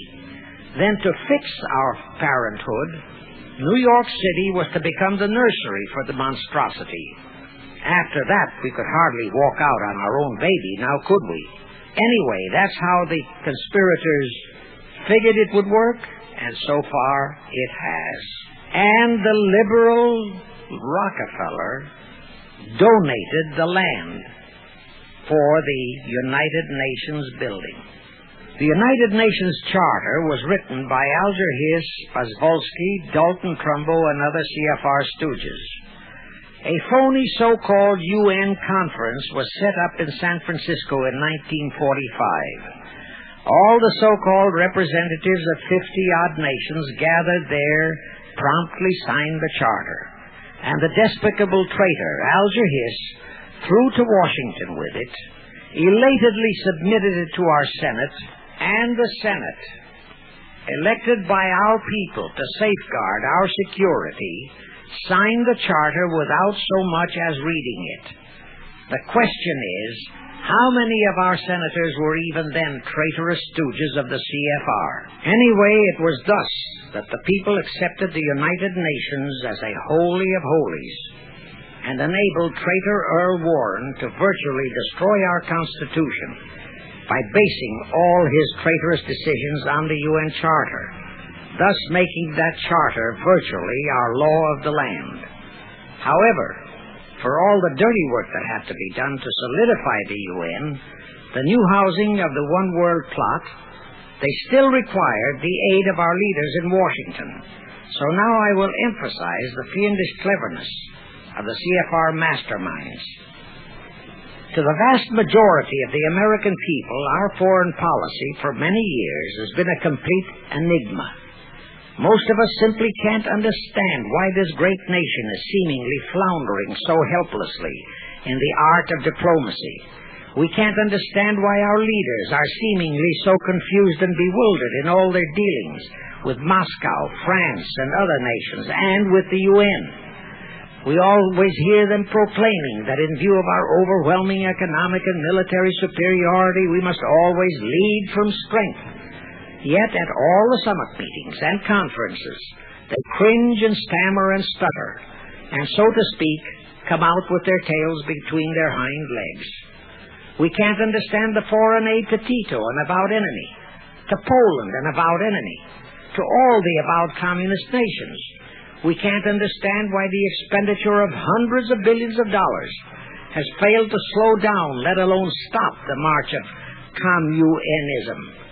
We are perplexed by the seeming ineptness of the State Department, the Defense Department, the CIA, the USIA, of all our federal agencies. Again and again and again we have been startled, shocked, bewildered, and horrified by their mistakes in Berlin, in Korea, in Laos, in Katanga, in Cuba, in Vietnam. Mistakes that always favor the enemy, never the United States. Under the law of averages, they should have made at least one or two mistakes in our favor, but they never did. What's the answer? The answer is the CFR and the parts played by their subsidiaries and stooges in Washington. Thus we know that complete control of our foreign relation policy is the key to the success of the entire Illuminati one-world plot. Here's the further proof. Earlier, I fully established that Schiff and his gang had financed the Lenin-Trotsky-Stalin takeover of Russia and fashioned its communist regime into becoming their chief instrument to keep the world in turmoil and to finally terrorize all of us into seeking peace in a UN one-world government. But the conspirators knew that the Moscow gang could not become such an instrument until and unless the whole world would accept the communist regime as the legitimate, de jure government of Russia. Only one thing could accomplish that: recognition by the United States. The conspirators figured that the whole world would follow our lead, and that's when the Wilson flop very nearly wrecked the entire plot. Throughout the following 3 Republican administrations, the CFR pulled every trick in their bag to induce Harding, Coolidge, and Hoover to grant that recognition, but all 3 refused. As a result, in the late 1920s, the Stalin regime was in dire straits. Despite all purges and secret police controls, the Russian people were growing more and more restive. It is a matter of record, admitted by Litvinov, that during 1931 and 1932, Stalin and his whole gang were always packed and ready for instant flight. Then in November 1932, the conspirators achieved their greatest coup. They landed Franklin Roosevelt in the White House. Crafty, unscrupulous, utterly without conscience, that charlatan traitor turned the trick for them. Without even asking consent of Congress, he unlawfully proclaimed recognition for the Stalin regime. That did it. And exactly as the conspirators figured, the whole world did follow our lead. Automatically, that squelched the previously growing resistance movement of the Russian people. That automatically launched the greatest menace the civilized world has ever known. The rest is too well known to need repeating. We know how Roosevelt and his traitorous State Department kept building up the communist menace right here in our own country, and thus throughout the world. We know how he perpetrated that Pearl Harbor atrocity for his excuse to hurl us into World War II. We know all about his secret meetings with Stalin at Yalta and how he, with Eisenhower's help, delivered the Balkans and Berlin to Moscow. And last, but by no means least, we know that 20th century Benedict Arnold not only dragged us into that new corridor, the United Nations, into one world government, but actually schemed all the arrangements to plant it within our country. In short, the day that Roosevelt entered the White House, the CFR conspirators regained full control of our foreign relations machinery and firmly established the United Nations as the housing for the Illuminati one-world government. I wish to stress one other very vital point. That Wilson League of Nations flop brought Schiff and his gang to the realization that control of just the Democratic Party was not enough.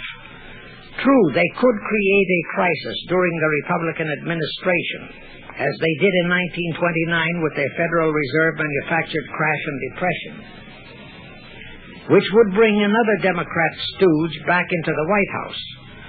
But they realized that a 4-year disruption in their control of our foreign relation policies could play havoc with the progress of their conspiracy, It could even break up their entire strategy, as it almost did before Roosevelt saved it with his recognition of the Stalin regime. Thereupon, after that Wilson debacle, they began to formulate plans to achieve control of both of our national parties. But that posed a problem for them. Manpower. Stooges in the Republican Party also added manpower for the Democratic Party, because control of just the man in the White House would not be enough. They'd have to provide that man with trained stooges for his entire cabinet, men to head the State Department, the Treasury Department, the Pentagon, the CIA, the USIA, etc. In short, every member of the various cabinets would have to be a chosen tool of the CFR, such as Rusk and McNamara. Also, all undersecretaries and assistant secretaries. That would give the conspirators absolute control of all our policies, both domestic and, most important, foreign. That course of action would require a reserve pool of trained stooges, instantaneously ready for administrative changes and for all other exigencies. All such stooges would of necessity have to be men of national reputation, high in the esteem of the people, but they would have to be men without honor, without scruple, without conscience, men who would be vulnerable to blackmail. It is needless for me to stress how well the CFR succeeded. The immortal Joe McCarthy fully revealed that there are thousands of such security risks in all federal agencies. Scott McCloud unmasked thousands more, and you know the price Otepka has had to pay and is still paying for his expositions. Now let's go back to the crux of the whole one-world government plot and the maneuvering necessary to create another League of Nations to house such a government. As I have already stated, the conspirators knew that only another world war was vital for the success of their plot. It would have to be such a horrifying world war that the peoples of the world would cry out for the creation of some kind of a world organization that could assure everlasting peace. But how could such a war be brought about? All the European nations were at peace. None had any quarrels with their neighboring nations. And certainly their tools in Moscow wouldn't dare to start a war. Even Stalin realized that it would mean the overthrow of his regime unless so-called patriotism would weld the Russian people behind him. But the conspirators had to have a war. They had to find or create some kind of an incident to launch it. And they found it in a little inconspicuous and repulsive little man who called himself Adolf Hitler. Hitler, an impecunious Austrian house painter, had been a corporal in the German army. He made the defeat of Germany into a personal grievance. He began to rabble-rouse about it in the Munich, Germany area. He began to spout about restoring the greatness of the German Empire and the might of the German soldiery. He advocated the restoration of the old German military to be used to conquer the whole world. Strangely enough, Hitler, the little clown that he was, could deliver a rabble-rousing speech, and he did have a certain kind of magnetism. But the new authorities in Germany didn't want any more wars, and they promptly threw the obnoxious Austrian house painter into a prison cell. Aha! Here was the man, decided the conspirators, who, properly directed and financed, could be the key to another world war. So while he was in prison, they had Rudolf Hess and Goering write a book which they titled Mein Kampf and attributed the authorship to Hitler, exactly as Litvinov wrote Mission to Moscow and attributed the authorship to Joseph Davies, then our ambassador to Russia and a stooge of the CFR. In Mein Kampf, Hitler, the pseudo-author, outlined his grievances and how he would restore the German people to their former greatness. The conspirators then arranged for a wide circulation of the book among the German people in order to arouse a fanatical following for him. On his release from prison, also arranged by the conspirators, they began to groom him and finance him to travel to other parts of Germany to deliver his rabble-rousing speeches. Soon he gathered a growing following among other veterans of the war, and that soon spread to the masses, who began to see in him a savior for their beloved Germany. Then came his leadership of what he called his brown shirt army and the march on Berlin. That required a great deal of financing, but the Rothschilds, the Warburgs, and others of the conspirators provided all the money he needed. Gradually, Hitler became the idol of the German people, and then they overthrew the von Hindenburg government, and Hitler became the new Führer. But that still was no reason for a war. The rest of the world watched Hitler's rise, but saw no reason to interfere in what was distinctly a domestic condition within Germany. Certainly none of the other nations felt it was a reason for another war against Germany, and the German people were not yet incited into enough of a frenzy to commit any acts against any neighboring nation, not even against France, that would lead to a war. The conspirators realized they would have to create such a frenzy that would cause the German people to throw caution to the winds and at the same time horrify the whole world. And incidentally, Mein Kampf was actually a follow-up of Karl Marx's book, A World Without Jews. The conspirators suddenly remembered how the Schiff-Rothschild gang had engineered the pogroms in Russia, which slaughtered many, many thousands of Jews and created a worldwide hatred for Russia. And they decided to use that same unconscionable trick to inflame the new Hitler-led German people into a murderous hatred of the Jews. Now, it is true that the German people never had any particular affection for the Jews, but neither did they have an ingrained hatred for them. Such a hatred would have to be manufactured, so Hitler was used to create it. This idea more than appealed to Hitler. He saw in it the grisly gimmick to make him the God-man of the German people. Thus, craftily inspired and coached by his financial advisors, the Warburgs, Rothschilds, and all the Illuminati masterminds, he blamed the Jews for the hated Versailles Treaty and for the financial ruination that followed the war. The rest is history. We know all about the Hitler concentration camps and the incineration of hundreds of thousands of Jews. Not the 6 million, nor even the 600,000 claimed by the conspirators, but it was enough. And here let me reiterate how little the internationalist bankers, the Rothschilds, Schiffs, Lehmans, Warburgs, Baruchs, care about their racial brethren who were the victims of their nefarious schemes. In their eyes, the slaughter of the several 100,000 innocent Jews by Hitler didn't bother them at all. They considered it a necessary sacrifice to further their Illuminati one-world plot, just as the slaughter of the many millions in the wars that followed was a similar necessary sacrifice. And here is another grisly detail about those concentration camps. Many of the Hitler soldier executioners in those camps had previously been sent to Russia to acquire their arts of torture and brutalization so as to emphasize the horrors of the atrocities. All this created a new worldwide hatred for the German people, but it still did not provide a cause for war.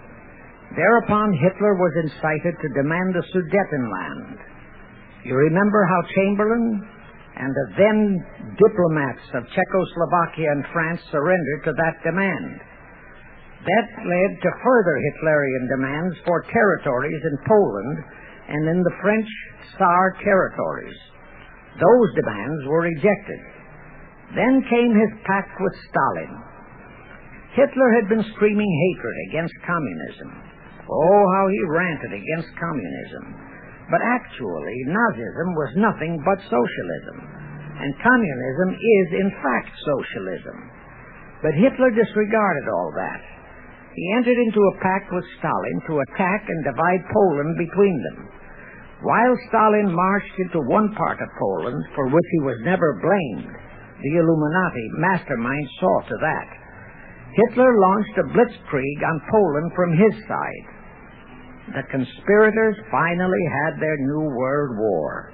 And what a horrible war it was. And in 1945, the conspirators finally achieved the United Nations, their new housing for their one-world government.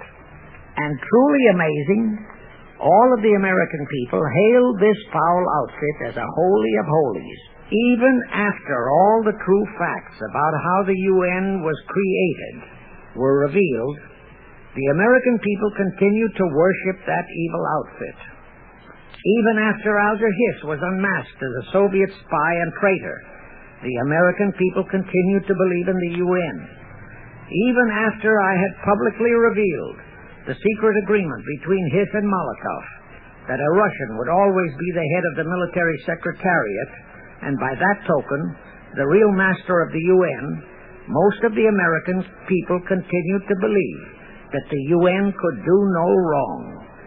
Even after Trygve-Lie, the first Secretary General of the UN, confirmed that Hiss-Molotov secret agreement in his book, For the Cause of Peace, the vast majority of our people refused to lose faith in the UN.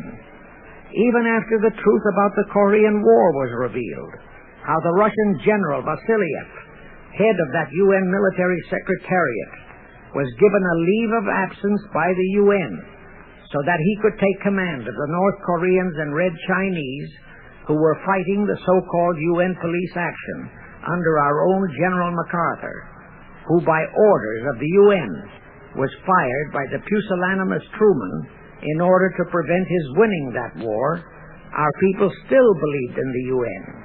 Despite our 150,000 sons who were murdered and maimed in that war, the people continued to regard the UN as a sure means for peace, even after it was revealed in 1951 that the UN, using our own American soldiers under UN command and the UN flag, in collusion with our traitorous State Department and the Pentagon, had been invading many small cities in California and Texas in order to perfect their plan for the complete takeover of our country. Most of our people brushed it off and continued their belief that the UN is a holy of holies. Do you know that the UN Charter was written by traitor Alger Hiss, Molotov, and Wyszynski? That Hiss and Molotov had made that secret agreement that the military chief of the UN was always to be a Russian appointed by Moscow? Do you know that at their secret meetings at Yalta, Roosevelt and Stalin, at the behest of the Illuminati, operating as the CFR, decided that the UN must be placed on American soil? Do you know that most of the UN Charter was copied intact, word for word, from the Marx Manifesto and Russia's so-called Constitution? Do you know that the only two senators who voted against the UN so-called treaty were the only two senators who had read it? Do you know that since the UN was founded, communist enslavement has grown from 250 million to 1 billion? Do you know that since the UN was founded to ensure peace, there have been at least 20 major wars incited by the UN, just as they are now inciting a war against Little Rhodesia? Do you know that under the UN setup, the American taxpayers have been forced to make up the UN Treasury deficit of many millions of dollars because of Russia's refusal to pay her share? Do you know that the UN has never passed a resolution condemning Russia or her so-called satellites, but always condemns our allies? Do you know that J. Edgar Hoover said, "The overwhelming majority of the communist delegations to the UN are espionage agents"? And now, 66 senators voted for a consular treaty to open our entire country to Russian spies and saboteurs. Do you know that the UN helps Russia's conquest of the world by preventing the free world from taking any action whatsoever except to debate each new aggression in the UN General Assembly? Do you know that at the time of the Korean War, there were 60 nations in the UN, yet 95% of the UN forces were our American sons, and practically 100% of the cost was paid by the United States taxpayers? And surely you know that the UN policy during the Korean War was to prevent us from winning that war. Do you know that all the battle plans of General MacArthur had to go first to the UN to be relayed to Vasiliev, commander of the North Koreans and Red Chinese, and that any future wars fought by our sons under the UN flag would have to be fought under the control of the UN Security Council? Do you know that the UN has never done anything about the 80,000 Russian Mongolian troops that occupy Hungary? Where was the UN when the Hungarian freedom fighters were slaughtered by the Russians? Do you know that the UN and its peace army turned the Congo over to the communists? Do you know that the UN's own so-called peace force was used to crush, rape, and kill the white anti-communists in Katanga? Do you know that the UN stood by and did nothing while Red China invaded Laos and Vietnam? That it did nothing while Nehru invaded Goa and other Portuguese territories? Do you know that the UN was directly responsible for aiding Castro? That it does absolutely nothing about the many thousands of Cuban youngsters who are shipped to Russia for communist indoctrination? Do you know that Adlai Stevenson, of all people, said the free world must expect to lose more and more decisions in the UN? Do you know that the UN openly proclaims that its chief objective is one-world government, which means one-world laws, one-world court, one-world army, one-world navy, one-world air force, one-world schools, and a one-world church in which Christianity would be prohibited? Do you know that a UN law has been passed to disarm all American citizens and to transfer all our armed forces to the UN? Such a law was secretly signed by Saint Jack Kennedy in 1961. Do you realize how that fits in with Article 47, Paragraph 3 of the UN Charter, which states, I quote, "The Military Staff Committee of the UN shall be responsible through the Security Council for the strategic direction of all armed forces placed at the disposal of the Security Council," unquote. And when and if all our armed forces are transferred to the UN, your sons would be forced to serve and die under UN command all over the world. This will happen unless you fight to get the U.S. out of the UN. Do you know that Congressman James B. Utt has submitted a bill to get the U.S. out of the UN and a resolution to prevent our president from forcing us to support the UN embargoes on Rhodesia? Well, he has. And many people all over the country are writing to their representatives to support the Utt bill and resolution. And did you know that to offset the Utt bill and resolution, 50 congressmen, spearheaded by Schweiker and Moorhead of Pennsylvania, have introduced a bill to immediately transfer all our armed forces to the UN? Can you imagine such brazen treason? Is your congressman one of those 50 traitors? Find out and take immediate action against him and help Congressman Utt. Now, do you know that the National Council of Churches passed a resolution in San Francisco which states that the United States will soon have to subordinate its will to that of the UN, and that all American citizens must be prepared to accept it? Is your church a member of the National Council of Churches? In connection with that, bear in mind that God is never mentioned in the UN Charter, and their meetings are never opened with prayer. The creators of the UN stipulated in advance that there should be no mention of God or Jesus Christ in the UN Charter or in its UN headquarters. Does your pastor subscribe to that? Find out. Furthermore, Do you know that the great majority of the so-called nations in the UN are anti-Christianity? That the UN is a completely godless organization by orders of its creators, the CFR Illuminati. Now, have you heard enough of the truth about the Illuminati's United Nations? Do you want to leave your sons and our precious country to the unholy mercy of the Illuminati's United Nations?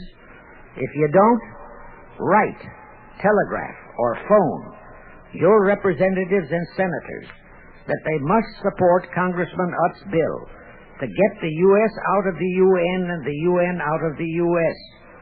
Do it today, now, before you forget. It is the only salvation for your sons and for our country. Now I have one more vital message to deliver. As I told you, one of the 4 specific assignments Rothschild gave Jacob Schiff was to create a movement to destroy religion in the United States, with Christianity to be the chief target. For a very obvious reason, the Anti-Defamation League wouldn't dare to attempt it, because such an attempt could create the most terrible bloodbath in the history of the world, not only for the ADL and the conspirators, but for the millions of innocent Jews. Schiff turned that job over to Rockefeller for another specific reason. The destruction of Christianity could be accomplished only by those who are entrusted to preserve it, by the pastors, the men of the cloth. As a starter, John D. Rockefeller picked up a young so-called Christian minister by the name of Dr. Harry F. Ward, Reverend Ward, if you please. At that time, he was teaching religion at the Union Theological Seminary. Rockefeller found a very willing Judas in this reverend. Thereupon, in 1907, he financed him to set up the Methodist Foundation of Social Service. And Ward's job was to teach bright young men to become so-called ministers of Christ and to place them as pastors of churches. While teaching them to become ministers, the Reverend Ward also taught them how to very subtly and craftily preach to their congregations that the entire story of Christ is a myth, to cast doubts on the divinity of Christ, to cast doubts about the Virgin Mary. In short, to cast doubts on Christianity as a whole. It was not to be a direct attack, but much of it by crafty insinuation that was to be applied in particular to the youth in the Sunday schools. Remember Lenin's statement, "Give me just one generation of youth, and I'll transform the whole world." Then, in 1908, the Methodist Foundation of Social Service, which incidentally was America's first communist front organization, changed its name to the Federal Council of Churches. By 1950, the Federal Council of Churches was becoming very suspect. So in 1950, they changed the name to the National Council of Churches. Do I have to tell you more about how this National Council of Churches is deliberately destroying faith in Christianity? I don't think so. But this I will tell you. If you are a member of any congregation whose pastor and church are members of this Judas organization, your contributions are helping the Illuminati's plot to destroy religion and your faith in God and Jesus Christ. Thus you are deliberately delivering your children to be indoctrinated with disbelief in God and church, and which can easily transform them into atheists. Find out immediately if your church is a member of the National Council of Churches, and for the love of God and your children, if it is, withdraw from it at once. However, let me warn you, that same destroy religion process has been infiltrated into other denominations. If you have seen the Negro March on Selma and other such demonstrations, you have seen how the Negro mobs are led and encouraged by ministers and even Catholic priests and nuns who march along with them.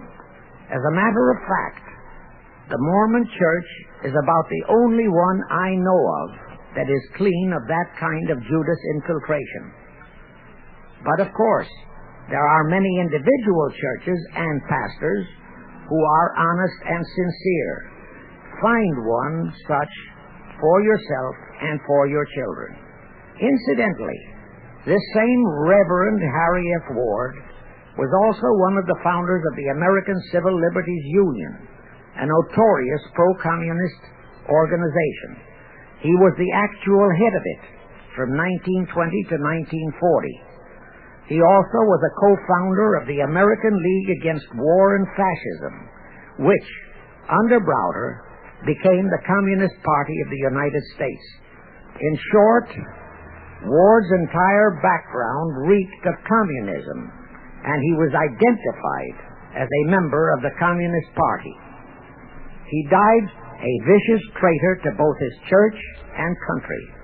And this was the man old John D. Rockefeller picked and financed to destroy America's Christian religion, in accordance with the orders given to Schiff by the Rothschilds. In conclusion, I have this to say. You probably are familiar with the story of how one Dr. Frankenstein created a monster to do his will of destroying his chosen victims, but how instead, in the end, that monster turned on his own creator, Frankenstein, and destroyed him. Well, the Illuminati, CFR, has created a monster called the United Nations, who, supported by their minority groups, rioting Negroes, the traitorous mass communications media, and the traitors in Washington, was created to destroy the American people. Well, we know all about that many-headed Hydra monster. We know the names of those who created that monster. We know all their names. And I predict that one fine day the American people will come fully awake and cause that very monster to destroy its creator. True, the majority of our people are still being brainwashed, deceived, and deluded by our traitorous press, TV, and radio, and by our traitors in Washington. But surely, by now, enough is known about the UN to stamp that outfit as a deadly, poisonous rattlesnake in our midst. My only wonder is what it will take to awaken and arouse our people to the full truth. Perhaps this record will do it. 100,000 or 1,000,000 copies of this record can do it. I pray to God it will. And I pray to Him to inspire you, all of you, to spread this story via this record to all loyal Americans in your community. You can do it by playing it to study groups assembled. Good night, ladies and gentlemen, and God bless you all.